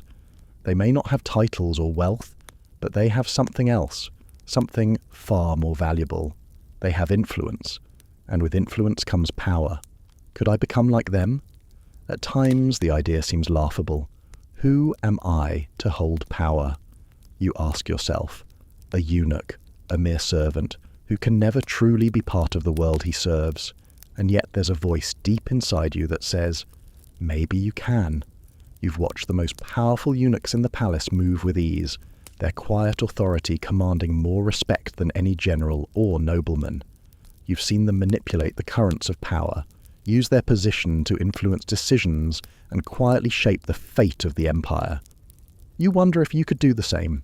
It wouldn't be easy. You would have to move carefully, tread lightly, and learn to navigate the dangerous political landscape that surrounds you. But the more you think about it, the more you realize that power is not always given. It is taken, and in the shadows, away from the prying eyes of the court, that's where you can take it. But can I trust myself with power? The question lingers as you watch the court's endless games of manipulation. You've seen power destroy men and women alike, seen them fall from grace when they became too ambitious, too obvious in their pursuit of control.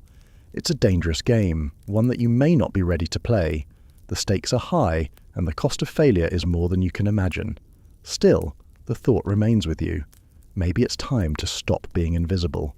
You've spent so long in the shadows, serving others without ever thinking about what it would mean to serve yourself. But in the silence of the night, when the palace sleeps and you are left alone with your thoughts, the question keeps returning, what if I could have power? As you gain more influence, you also find yourself searching for something else, love. In a world where affection is absent and intimacy is forbidden, can a eunuch like you ever truly experience connection? Or is it just another illusion? The palace is a world that thrives on duty, power, and control. But there is one thing it doesn't give you: love. The concept of affection, of intimacy, seems as distant as the world outside. Here, in the shadow of the emperor's throne, your needs are forgotten, your desires dismissed as unimportant. The palace doesn't care for love. It cares only for service, for obedience, for the roles each of you plays in this vast, endless machine. And yet, deep inside, you can't help but yearn for something more. Can I ever find love in a place like this? The thought lingers, unwelcome and dangerous. You were never meant to seek love, never meant to look for warmth in the eyes of others. As a eunuch, you have been stripped of what makes you whole, what makes you human in the eyes of the world. And in the palace, where affection is a currency for the powerful, you are invisible. No one will ever look at you the way they look at each other. There is no tenderness for you, no caress. You are nothing more than a tool, a vessel for service, a shadow who moves when called upon and fades when the task is done. Still, something stirs inside you.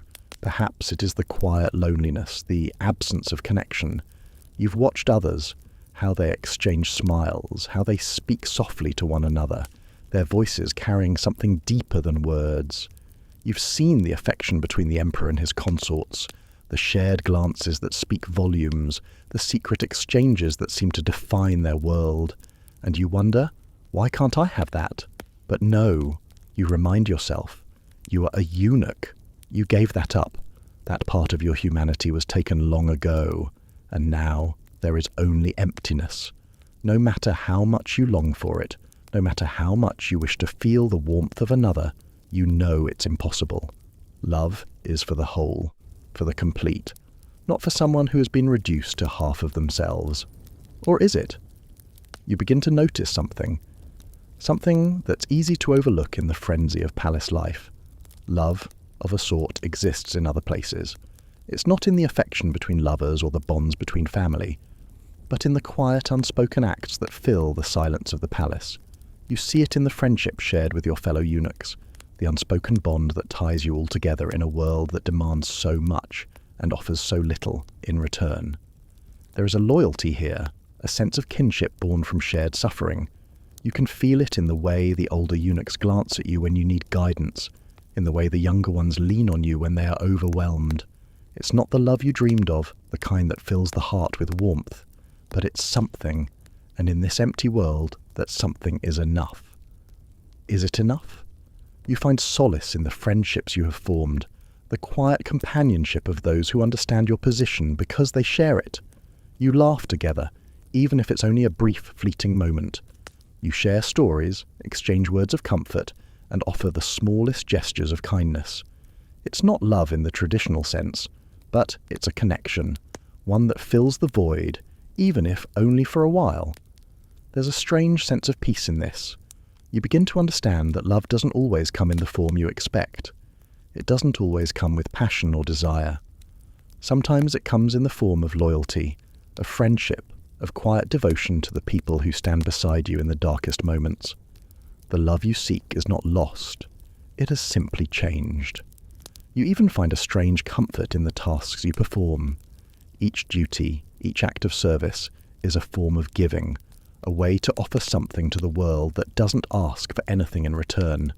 You clean, you prepare, you wait, you give, and in that giving, you find purpose. You begin to realize that love, even in its absence, is still present in the things you do. It's in the care you take in your work, the attention to detail, the quiet respect you give to those around you, even when they cannot see you for what you are.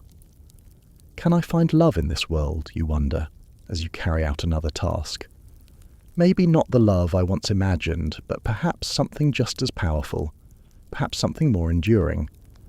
And as the days pass, you learn to accept that love isn't always grand. It doesn't always come with grand gestures or passionate embraces. Sometimes love is small, it's quiet, it's the steady rhythm of everyday life, the kindness you show, the loyalty you give, the small moments of connection that light up the darkness, however briefly. And maybe in the end that's enough. While you search for love, another question begins to creep into your thoughts. What is the point of it all?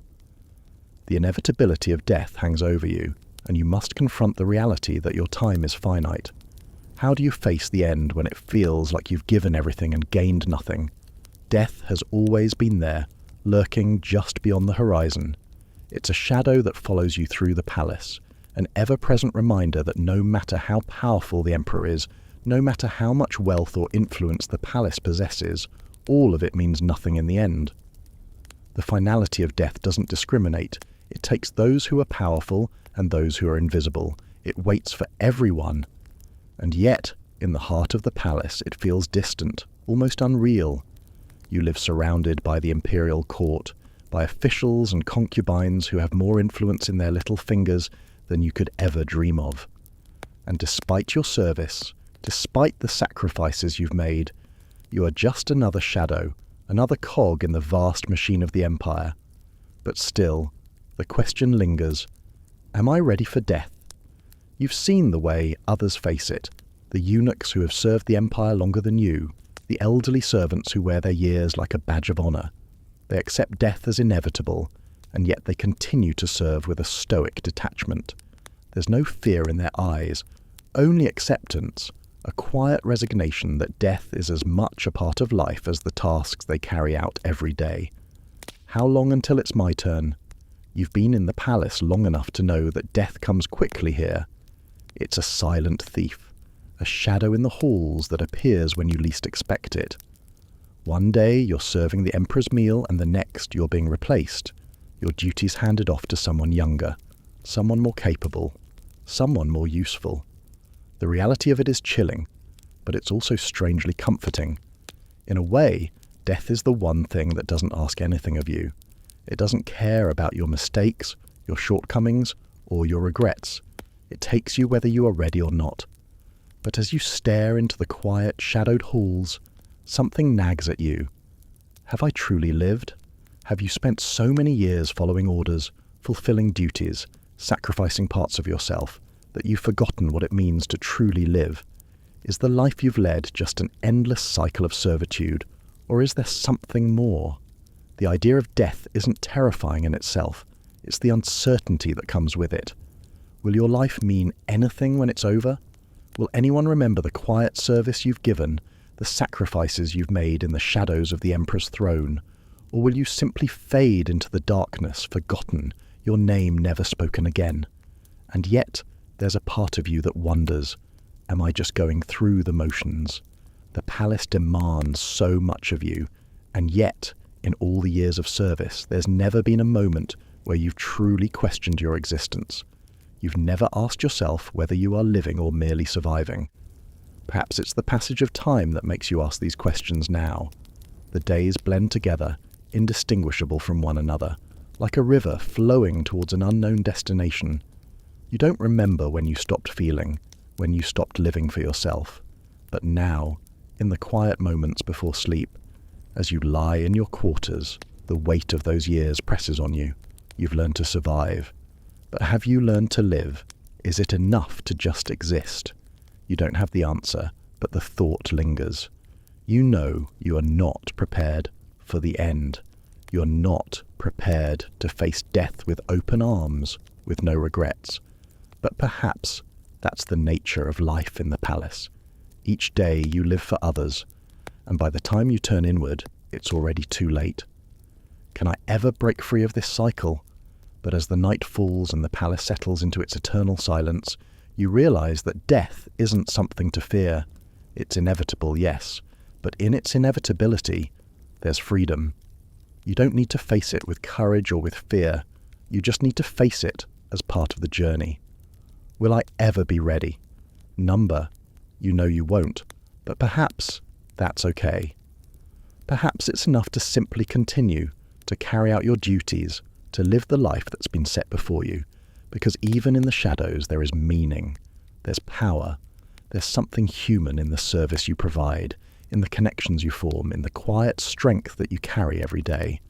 And when the time comes, whenever that may be, you'll face it as you've faced everything else in your life, without regret and without fear, simply because you've survived. And perhaps that's all you ever needed to do. Facing death has a strange way of sharpening your perspective. In the quiet realization of your mortality, you begin to see something else, an opportunity to exert influence. Your actions, once small, now have the potential to reshape the palace and the empire. But with power comes a loss of self. Can you truly control your own destiny, or have you already lost it? There's a strange irony in the life of a eunuch. You are born to be invisible, to serve in silence, to remain in the background while the powerful make their moves. And yet, in the shadow of the emperor's throne, you find that you wield more power than you ever expected. You are the unseen hand that guides decisions, the silent force that shapes events without ever stepping into the spotlight. It's a quiet kind of power, one that doesn't demand recognition or applause, but it is power nonetheless. How did I end up here? At first, it's small things. You're asked to carry messages, to deliver letters, to pass information between the emperor's trusted officials. You're trusted with secrets, important ones, and though your role seems insignificant, the weight of those secrets is not lost on you. The information you carry is not just about politics or power, it's about shaping the future of the empire. Your role, though invisible, has the potential to change the course of history. As the days pass, you begin to realize just how much you influence without anyone ever noticing. You orchestrate meetings between powerful men, ensuring that those who seek influence are aligned in ways that no one else would dare to consider. You arrange alliances, forge connections, and pull the strings that control the flow of power, all while remaining in the background, nothing more than a humble servant in the eyes of those around you. You start to become the Emperor's right hand, not in name, but in function. You are the one who guides decisions, the one who speaks in whispers behind closed doors, the one who ensures that the Empire runs smoothly, even if your name is never spoken aloud in the court. Can someone like me truly have this power? At times, the question feels almost absurd. You, a eunuch, a mere servant who was once invisible, now holding more influence than anyone in the court. You move through the halls of power as a ghost, directing affairs from behind the scenes, making decisions that shape the empire, all without ever being seen by the public eye. The irony is not lost on you. You've become a player in a game that was never meant for someone like you, and yet, in this quiet role, you begin to realize something else. In some ways, you are more powerful than those who sit on the throne. The Emperor may be the face of the empire, but you are the one who keeps it running. You have access to information that no one else has. You know the plans before they are made public. You can shape events with a few carefully placed words, a well-timed decision, a moment of influence. But the question remains, am I still human? As you stand in the Emperor's chambers, surrounded by the weight of your responsibilities, you can't help but wonder. You've given so much of yourself to the palace, to the Emperor, to the game of power. In some ways, you've become just like those you once served. You've become the puppet master, pulling the strings from the shadows. But the more you pull, the more you wonder if there's a part of you that's been lost in the process. The more power you gain, the more you realize that the very thing you've been striving for has a price. Am I still the person I was? The palace has taken so much from you.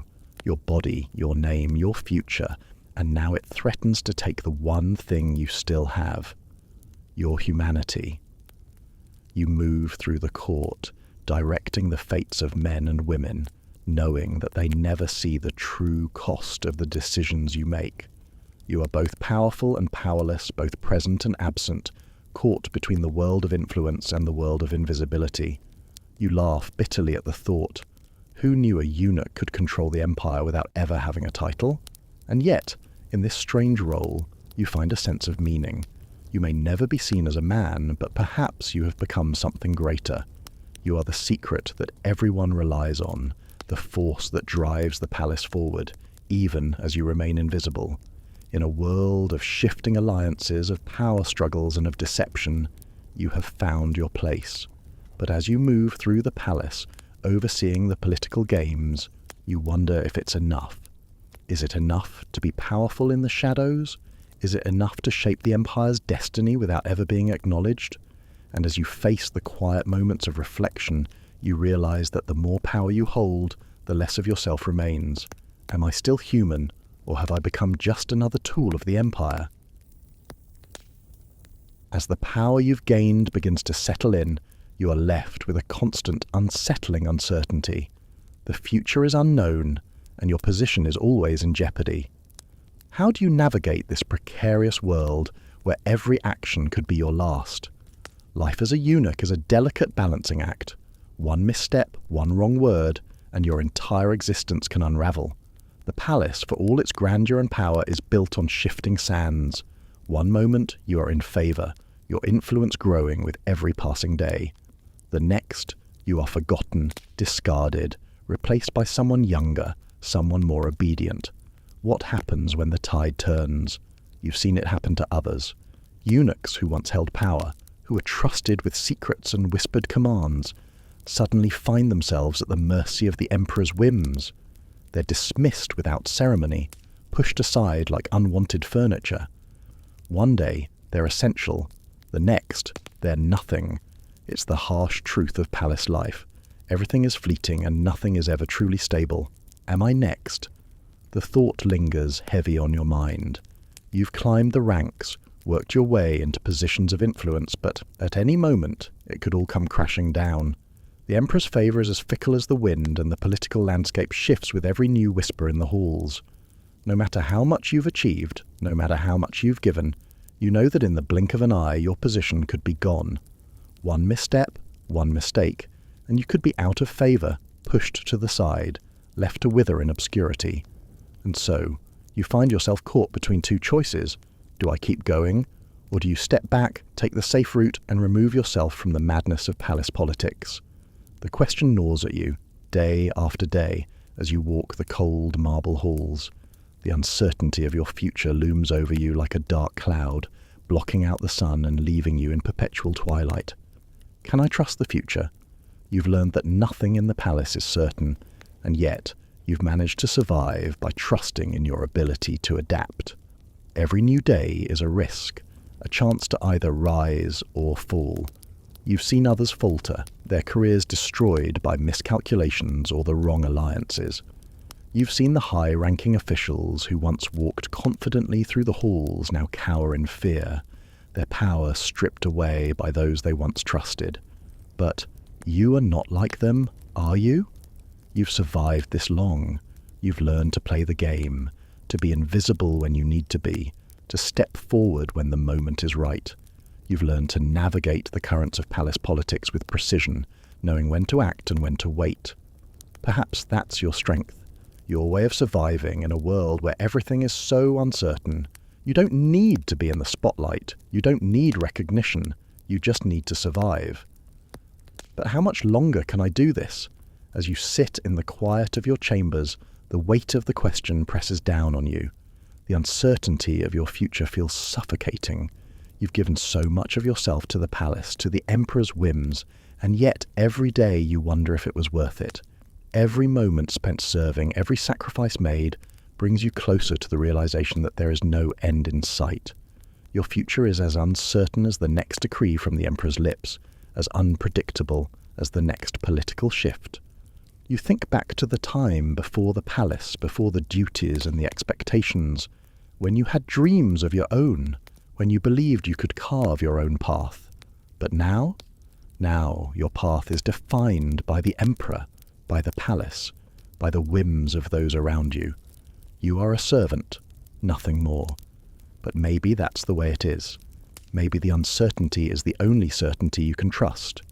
Perhaps in the end, you must simply keep moving forward, one step at a time, trusting that survival is enough. Is that all it is? Just survival? The question echoes in your mind. But what else can you do? You've made your choices. You've played your part. And now, like everyone else in the palace, you must wait for the future to unfold, knowing that you have no control over it. You are not in charge of your fate. You never were. But maybe, just maybe, that's how you've survived this long. In a world of uncertainty where nothing is guaranteed, you've learned the only thing you can rely on is your own ability to adapt. And perhaps that's enough. The uncertainty of your future presses on you, but there is something else you've learned. Power can corrupt. Many eunuchs once trusted fall victim to their own ambition. But can you use the power you've gained for good, or are you just one more player in a dangerous game? Power, once you have it, is a double-edged sword. The palace has taught you that. As a eunuch, you never expected to hold any power at all, never imagined that the very position that stripped you of so much could also grant you influence. And yet, here you are, standing on the other side of the equation, trusted with secrets, controlling access, manipulating the smallest of actions with the wave of a hand. You have learned to navigate the intricate web of palace politics, and in doing so, have found yourself holding power, albeit quietly. But there's something else you've noticed. Not all eunuchs use this power wisely. Some, perhaps out of a need to feel important, perhaps out of sheer bitterness, wield their influence with a kind of cruel joy. They become small tyrants in their own right, using their positions to hurt others, to control the lives of those they deem beneath them. You've seen it happen. Those who once had nothing now using their authority to make others suffer, just because they can. Am I one of them? You've always prided yourself on being different. You've never been the type to seek out power for its own sake. You've never been the one to lord your position over others or to use your influence to punish the weak. But lately, as you sit alone in the quiet corners of the palace, the question lingers. the subtle sway you hold over people's lives. How much can you control before you become just another tyrant? There's a power in knowing things, in holding information that others need. The things you know could ruin careers, break relationships, or shatter reputations. You've seen how some eunuchs use that knowledge to manipulate the emperor's court. The threats they make, the fear they instill, they are the hidden hands that move the pieces on the chessboard, pulling strings and creating chaos just to satisfy their own desires for control. What would happen if I used that power? The thought is unsettling. There's an intoxicating quality to knowing you have the ability to change someone's fate with a single word. You could silence the voices of your rivals, control the movements of those who might threaten you. A small shift, a gentle nudge, and suddenly everything changes. One whispered conversation, one well-timed gesture, and the world shifts in your favor. You could make people bend to your will. You could make them fear you. You could ruin them. But as the thought grows stronger, so does the unease. Is this what I've become? The eunuchs who abuse their power never see it coming. They grow drunk on their influence, convincing themselves that their actions are justified, that their control is earned, not seized. They forget that the very thing that grants them power can also destroy them. When you start to play with people's lives, when you start to make their suffering your game, you lose yourself. You become a part of the very system you once despised. You can feel the pull of it, the desire to use the power at your fingertips, to make things go the way you want, to take control of your future and the future of those around you. But as much as you may want to, you know that going down that path will make you just like the others, those small tyrants, drunk on the power they never should have had. You will become a reflection of everything you fought against, everything that makes the palace the oppressive place it is. The realization comes slowly, but with a quiet force. I am no different from them. But do you really want to be like them? Do you want to take that final step and embrace the darkness of power, the cold satisfaction of having control over others? It's so easy to fall into. You know the temptations. You know the power you hold. It's within your grasp, waiting to be claimed. One word, one action, and you could have everything. But with it comes something else. The loss of your humanity. You will become like them, a ghost in the palace, a shadow who moves through the halls without a soul, without a heart. You will be forgotten in the end, just another figure who thought they could control others and got lost in the process. Can I live with that? You wonder about the future, about the decisions that lie ahead. Can you continue down this path, using the power you've been given for good, or will the weight of it all corrupt you like it has so many others? The future is uncertain, and the power you hold in your hands is both a gift and a curse. What will I choose? The abuse of power has left its mark on you, and now you face another challenge, the crushing loneliness of palace life. Despite your influence, despite the wealth and power surrounding you, there is an emptiness that cannot be filled. In a world built on control, can you ever find true connection? The palace, with all its grandeur and opulence, is a lonely place. The walls are made of marble, the floors covered in intricate rugs, and the halls echo with the rustle of silks and the murmur of distant voices. And yet, despite all this wealth, despite all the power that swirls through its halls, you find yourself more alone than ever. You can hear the laughter of courtiers, the soft whispers of concubines, the chatter of officials as they pass by. But you are not part of it. You are not invited to those circles, not a part of their world. You serve them, yes, but you are never seen. You are always on the outside, looking in, like a shadow that nobody notices. Is this really my life now? The thought comes unbidden, yet it seems to linger. There was a time when you had a family, when you had friends, when you were part of something. But that life is gone now. You can't even remember what it felt like to belong to someone, to be part of a community, to share in the simple joy of human connection. Now, your world is defined by the tasks you perform, the orders you follow, the silence that surrounds you when the palace falls asleep. You are a ghost in the halls of power, a figure that moves in the background, fulfilling the needs of others, while your own needs, your own desires, are left unspoken and unmet.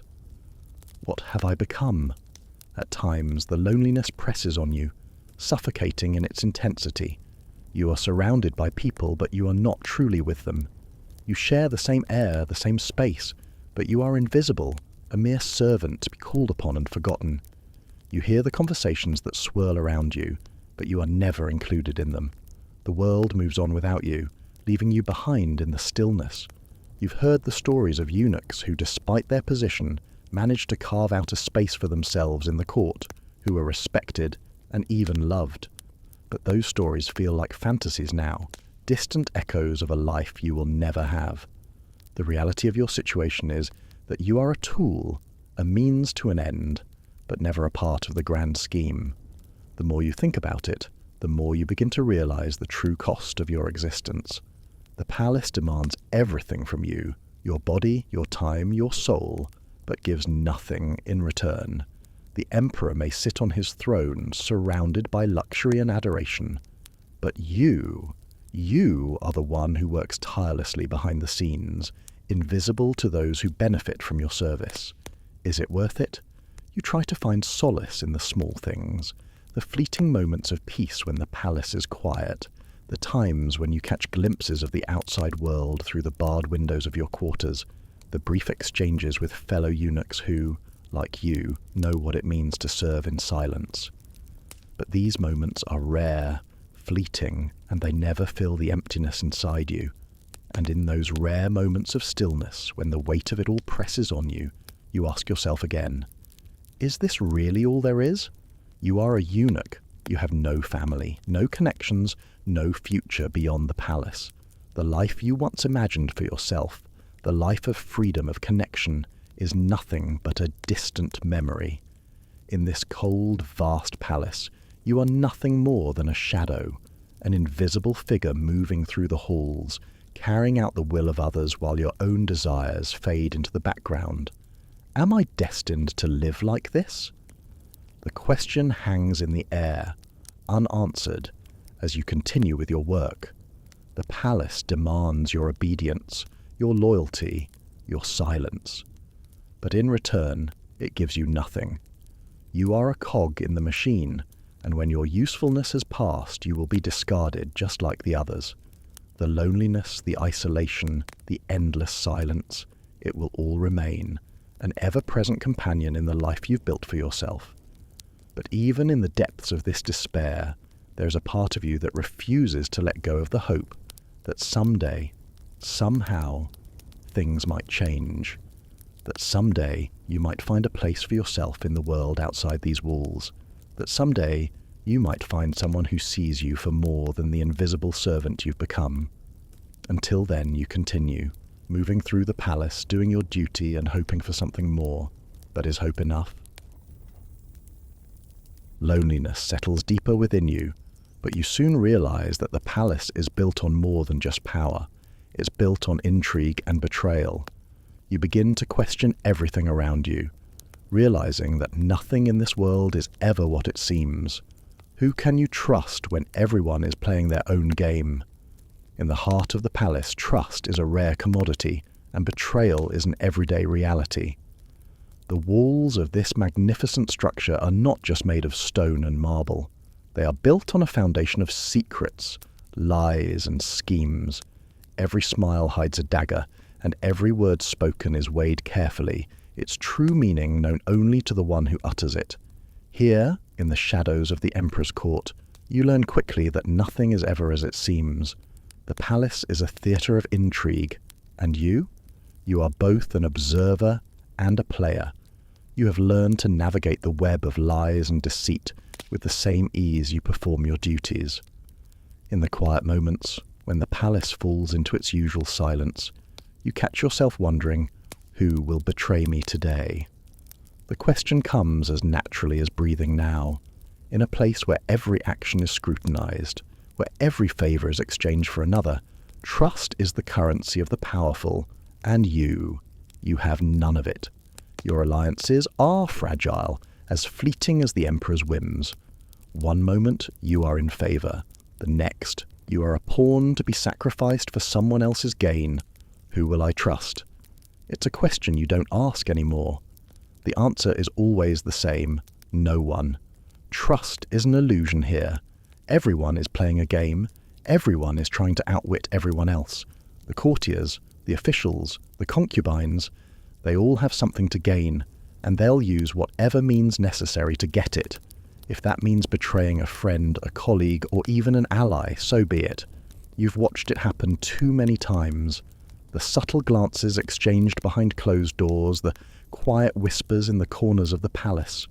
A misplaced word here, an unnoticed gesture there, and suddenly someone's fate is sealed. One moment, a trusted confidant. The next, a disgraced figure, discarded and forgotten. The game of power is ruthless, and the stakes are always high. No one is safe, not even you. Will I be the one to betray, or the one betrayed? You find yourself wondering if you're already a part of the game, whether you too have begun to play the game of betrayal. It's hard not to when the stakes are this high. You've seen others make their moves, playing the game with a cold, calculating detachment, each move designed to secure their position, to shift the power in their favor. You've seen them do terrible things to get ahead, things that would break the spirit of any other person.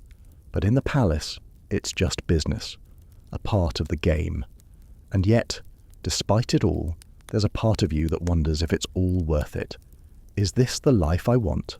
A life defined by lies, by manipulation, by constant uncertainty. Every day you wake up knowing that someone is plotting, someone is planning, someone is waiting for the moment to strike, and when that moment comes, you have to decide, will you be ready? The palace has taught you many lessons, but none more important than this: betrayal is inevitable. There are no heroes in the game of power. There are only players, some who win and some who lose. You've learned to trust no one, to guard your secrets, and to watch your back at every turn. But even as you prepare for the inevitable betrayal, there's a strange comfort in knowing that you are no different from the others. You are just one more player in a game that never ends. Who will betray me today? The question is no longer filled with dread. It's almost a challenge, a game you've come to expect. Every interaction, every conversation is another move on the chessboard. You are both part of the game and above it, watching as others play their hand while you wait for the right moment to make your own. And so you continue, navigating the treacherous waters of the palace, knowing that no matter how much you try to avoid it, betrayal is part of the deal.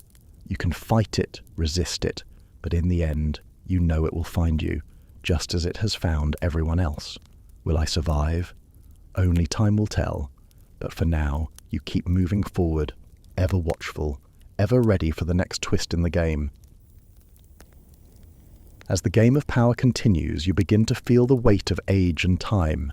Your power, once so strong, is fading, and with it, your influence. You have been in this world for so long, but now the end seems nearer than ever. What is left for you when everything you once had is slipping away? As the years pass, you begin to feel it, the slow, inevitable erosion of everything you once were.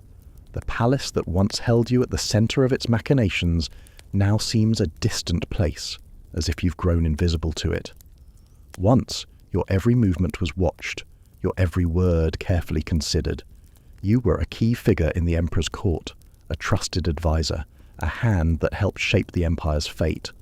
But now those days feel like a distant memory. Where did it all go? You no longer command the same respect. The halls you once walked with confidence now echo with indifference. The courtiers who once greeted you with deferential nods now pass you by without a second glance. The whispers in the palace that once carried your name now speak of others. Newer, younger faces who've taken your place in the emperor's circle. You try to fight it, to remain relevant, to keep a foothold in a world that's changing faster than you can adapt. But the truth is, you can feel it, the slow, creeping decline of power. The weight of age has begun to settle on your shoulders, and with it, the knowledge that time is running out.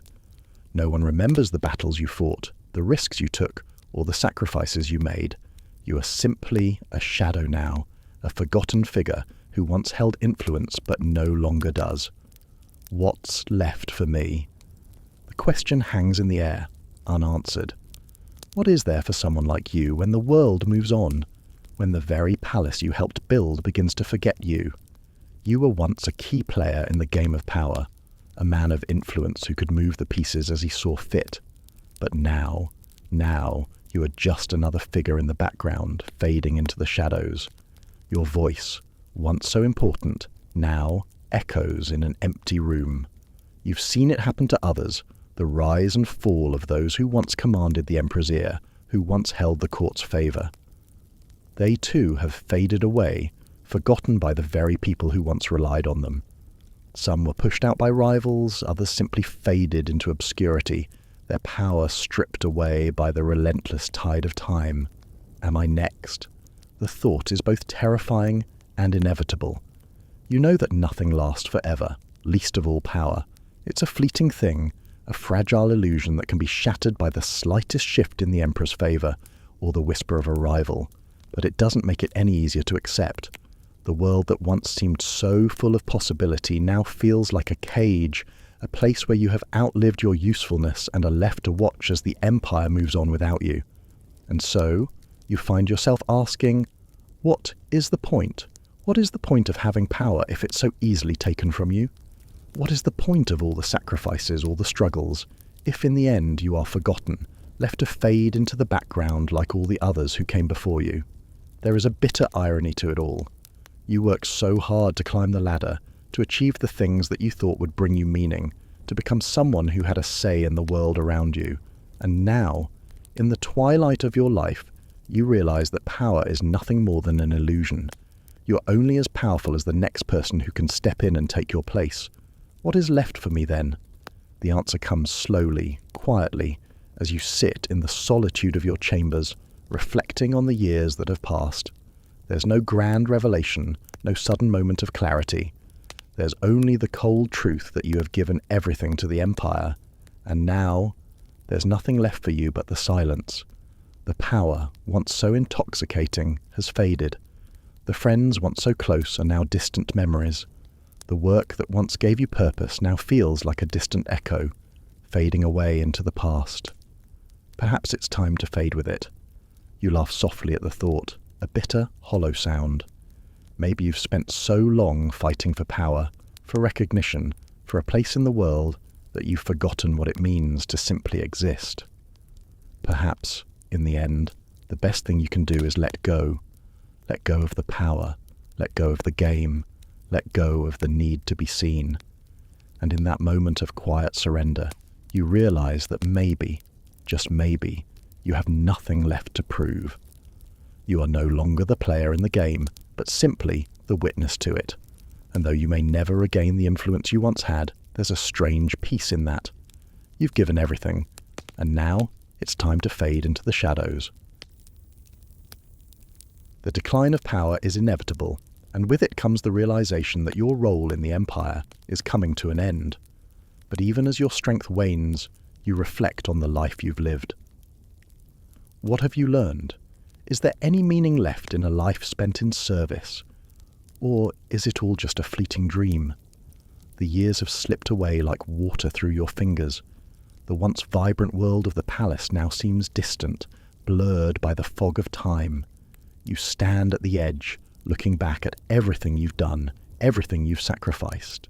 The echoes of your past life reverberate in your mind, and with each passing day, the weight of it all becomes clearer. What have I learned? It's a question that has grown louder as the years have dwindled, as the fire of ambition that once burned bright inside you has softened to a faint glow. Your body may have aged, your power may have faded, but your mind still holds onto the memories, the lessons, the fleeting moments of joy and sorrow that shaped you. There are times when you wish you could go back, make different choices, take a different path, but those days are long gone. All that's left now is reflection, the quiet contemplation of a life lived in the shadows of others. You look at the palace now, not as the figure who once moved through its halls with purpose, but as a man who has seen it all, who knows how fleeting power truly is.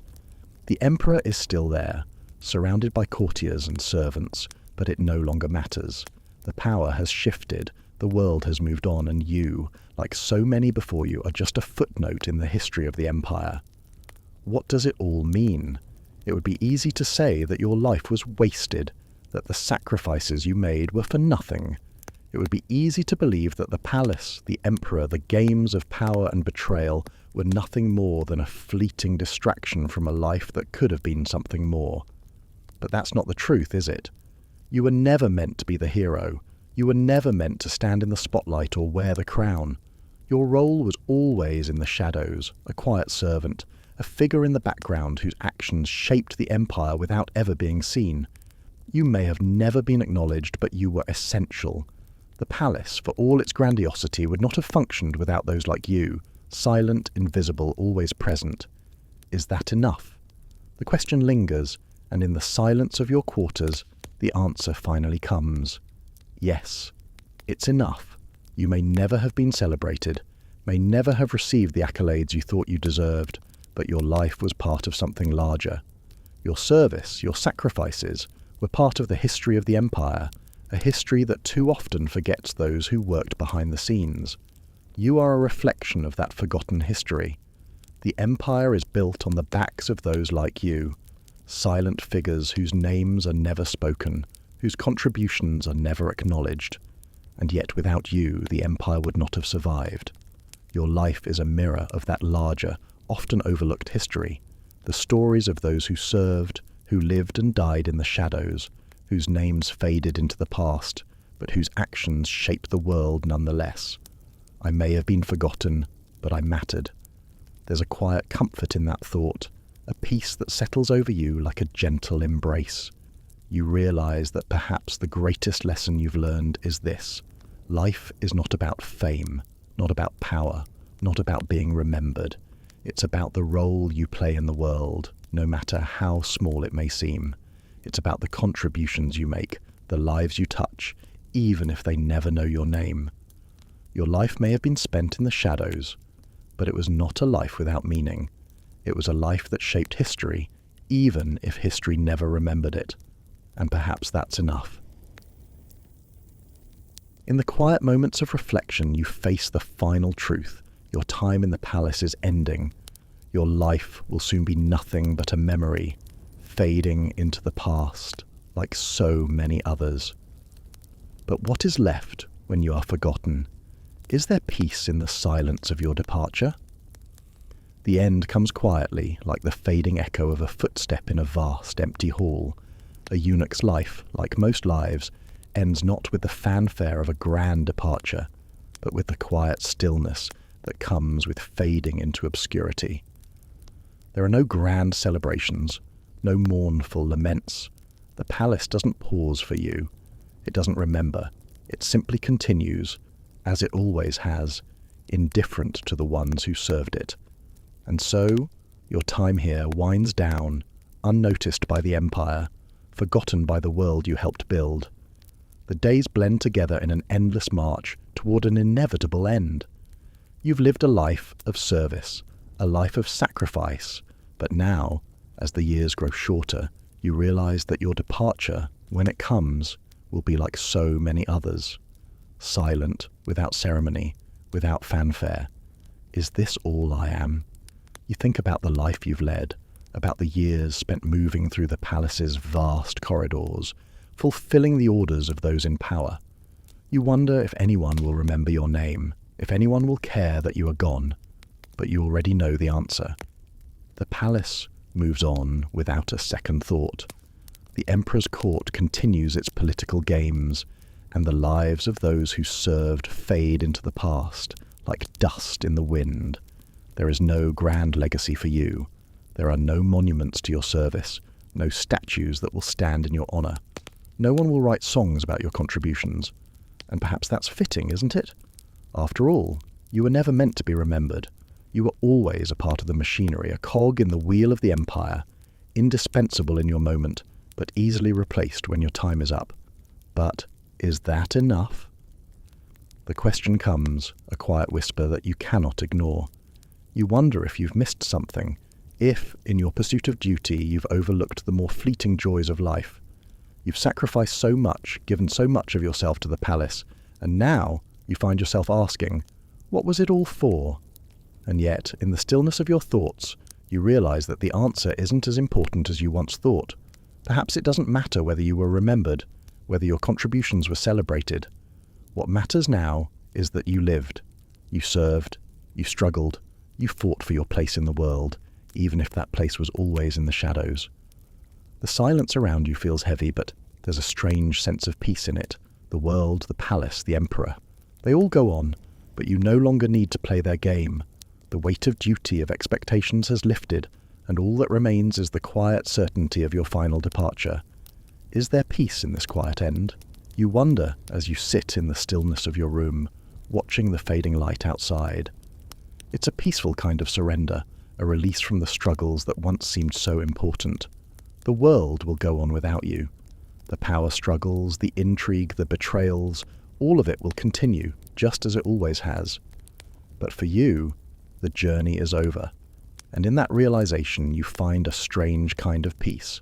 There is no need for closure, no need for validation. The palace will not mourn you, but you've come to understand that you don't need its recognition. The life you lived was enough because you lived it. In the end, that is all any of us can do. So, you step forward, one last time, into the unknown, into the world beyond the palace walls, where nothing is certain and nothing is promised. You walk into the silence, knowing that you are leaving behind a legacy that will never be written. And perhaps, in that silence, there is peace.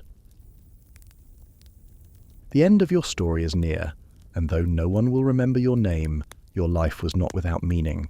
You have shaped the empire in ways that no one will ever acknowledge. Your legacy may be invisible, but it is not forgotten. In the quiet shadows of history, you have left your mark. Your name may not be remembered. The world may never know the contributions you made, the sacrifices you offered in silence. The palace, with all its grandiose history and endless dynastic changes, has a tendency to forget those who serve in the shadows. But here's the strange thing. Even in that silence, even in that invisibility, there is impact. Every action you took, every decision you made, reverberates through time, leaving its mark on the world. You may have been a mere servant, a figure in the background, but the ripples of your life have touched others in ways you will never fully understand. The little things, the quiet moments, the whispered instructions, the careful steps you took in the shadows, have shaped the empire, have shaped the future, without ever being acknowledged. Who will remember me? The question lingers in the stillness of your thoughts, a question you know you'll never have an answer to. Your legacy is not something written in books, not something carved into monuments or statues. It is something far more subtle, far more insidious. It is the way your actions shape the lives of those around you, the way you moved through the palace, unseen, unnoticed, and yet essential. You were part of a greater whole, a machine that could not function without your silent contributions. You can't help but think of those whose names have been forgotten, those who, like you, served in the shadows, whose lives never made it into the annals of history. They are the ones whose legacy is like yours, silent, invisible, but nonetheless vital. They are the ones who built the empire with their hands, with their quiet service, with their sacrifices. And in the end, they too were forgotten, their names fading into the past. But that doesn't mean they didn't matter. They did, just as you did. Is that enough? You ask yourself this, not with regret, but with a strange sense of peace. You may never be remembered by name, but you were part of something much larger than yourself. The work you did, the things you sacrificed, the life you lived, it was all part of the story. And even if no one knows your name, even if no one remembers your face, you were a part of that history. Your actions mattered, and perhaps that is all that matters. Somewhere, perhaps in a small corner of the world, there is someone who remembers you. Someone who, even without knowing your name, still feels the impact of your actions. Maybe it's the young eunuch who learned from you, who followed in your footsteps. Maybe it's a servant who found guidance in your silent strength. Or maybe it's a figure long forgotten in the pages of history, whose life was shaped by the invisible hands of those who served. Your legacy is invisible, yes, but it is not lost. It is woven into the fabric of the empire, hidden in the quiet, unseen moments of life. You were not meant to be remembered by name, but that doesn't mean you didn't leave your mark. And maybe that's the true meaning of legacy, not being remembered by the world, but knowing that you made a difference, however small. In a way, that's enough. The legacy you leave behind is one that will never be written in the history books. Your name may be forgotten, but your actions have shaped the world in ways that will echo long after you are gone. And in the silence of your departure, perhaps that is enough. Your story may end, but it will never truly fade away. And so, it ends. Like the faintest echo fading into silence, your life drifts into the forgotten corners of history, unnoticed by those who now occupy the spaces you once filled. The halls of the palace continue to hum with the sounds of ambition, intrigue, and fleeting power, but there is no longer a place for you in them. You are just another forgotten figure, another soul who lived and died without ever leaving a lasting mark. Does it matter? The question lingers in your mind, but you already know the answer. Maybe it doesn't. After all, you never sought fame. You never yearned for recognition or glory. You simply lived, as so many others do, in the quiet shadows of the empire. And in the end, that quiet existence, though unnoticed, shaped the course of the world around you. You were never meant to be remembered, but without you, without people like you, the wheels of history would never have turned. Was I part of something bigger? The palace is the same. The emperor's throne remains where it always has, and the courtiers continue to move through the halls, chasing after their fleeting ambitions. The world outside the palace continues to spin, unaware of the lives that were quietly sacrificed to keep the gears of power turning. But the truth is, the world was never truly about the great men and women who ruled it. It was always about the ones who served in the background, who worked in silence to make sure the world kept moving, those who were forgotten, like you. The irony is not lost on you. Your life, like so many others, will be nothing more than a footnote in a story that no one remembers. You won't be celebrated. Your name won't be written in the annals of history. But your life mattered, even if no one ever knew it. You were a part of something that was bigger than any one person, something that will live on long after you're gone. You were a thread in the tapestry of the empire. Your actions, your service, your silent contributions, they helped to shape the world. The history books won't tell your story, but your life was part of a story that never gets told. You were the unsung hero, the invisible hand that helped build the empire. And that is enough. Maybe no one will remember me, but the world will never be the same without people like me. You smile bitterly at the thought. It's a small comfort, but a comfort nonetheless.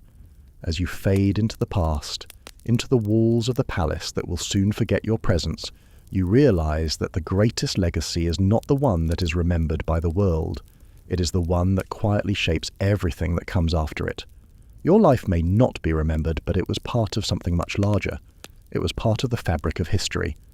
And that, in the end, is enough. The palace continues on, just as it always has. The world continues to turn, indifferent to the lives that passed through it. But somewhere, perhaps, someone will remember. Someone will feel the ripple of your life, even if they don't know your name. And so, with that, the story ends. But it never really ends, does it?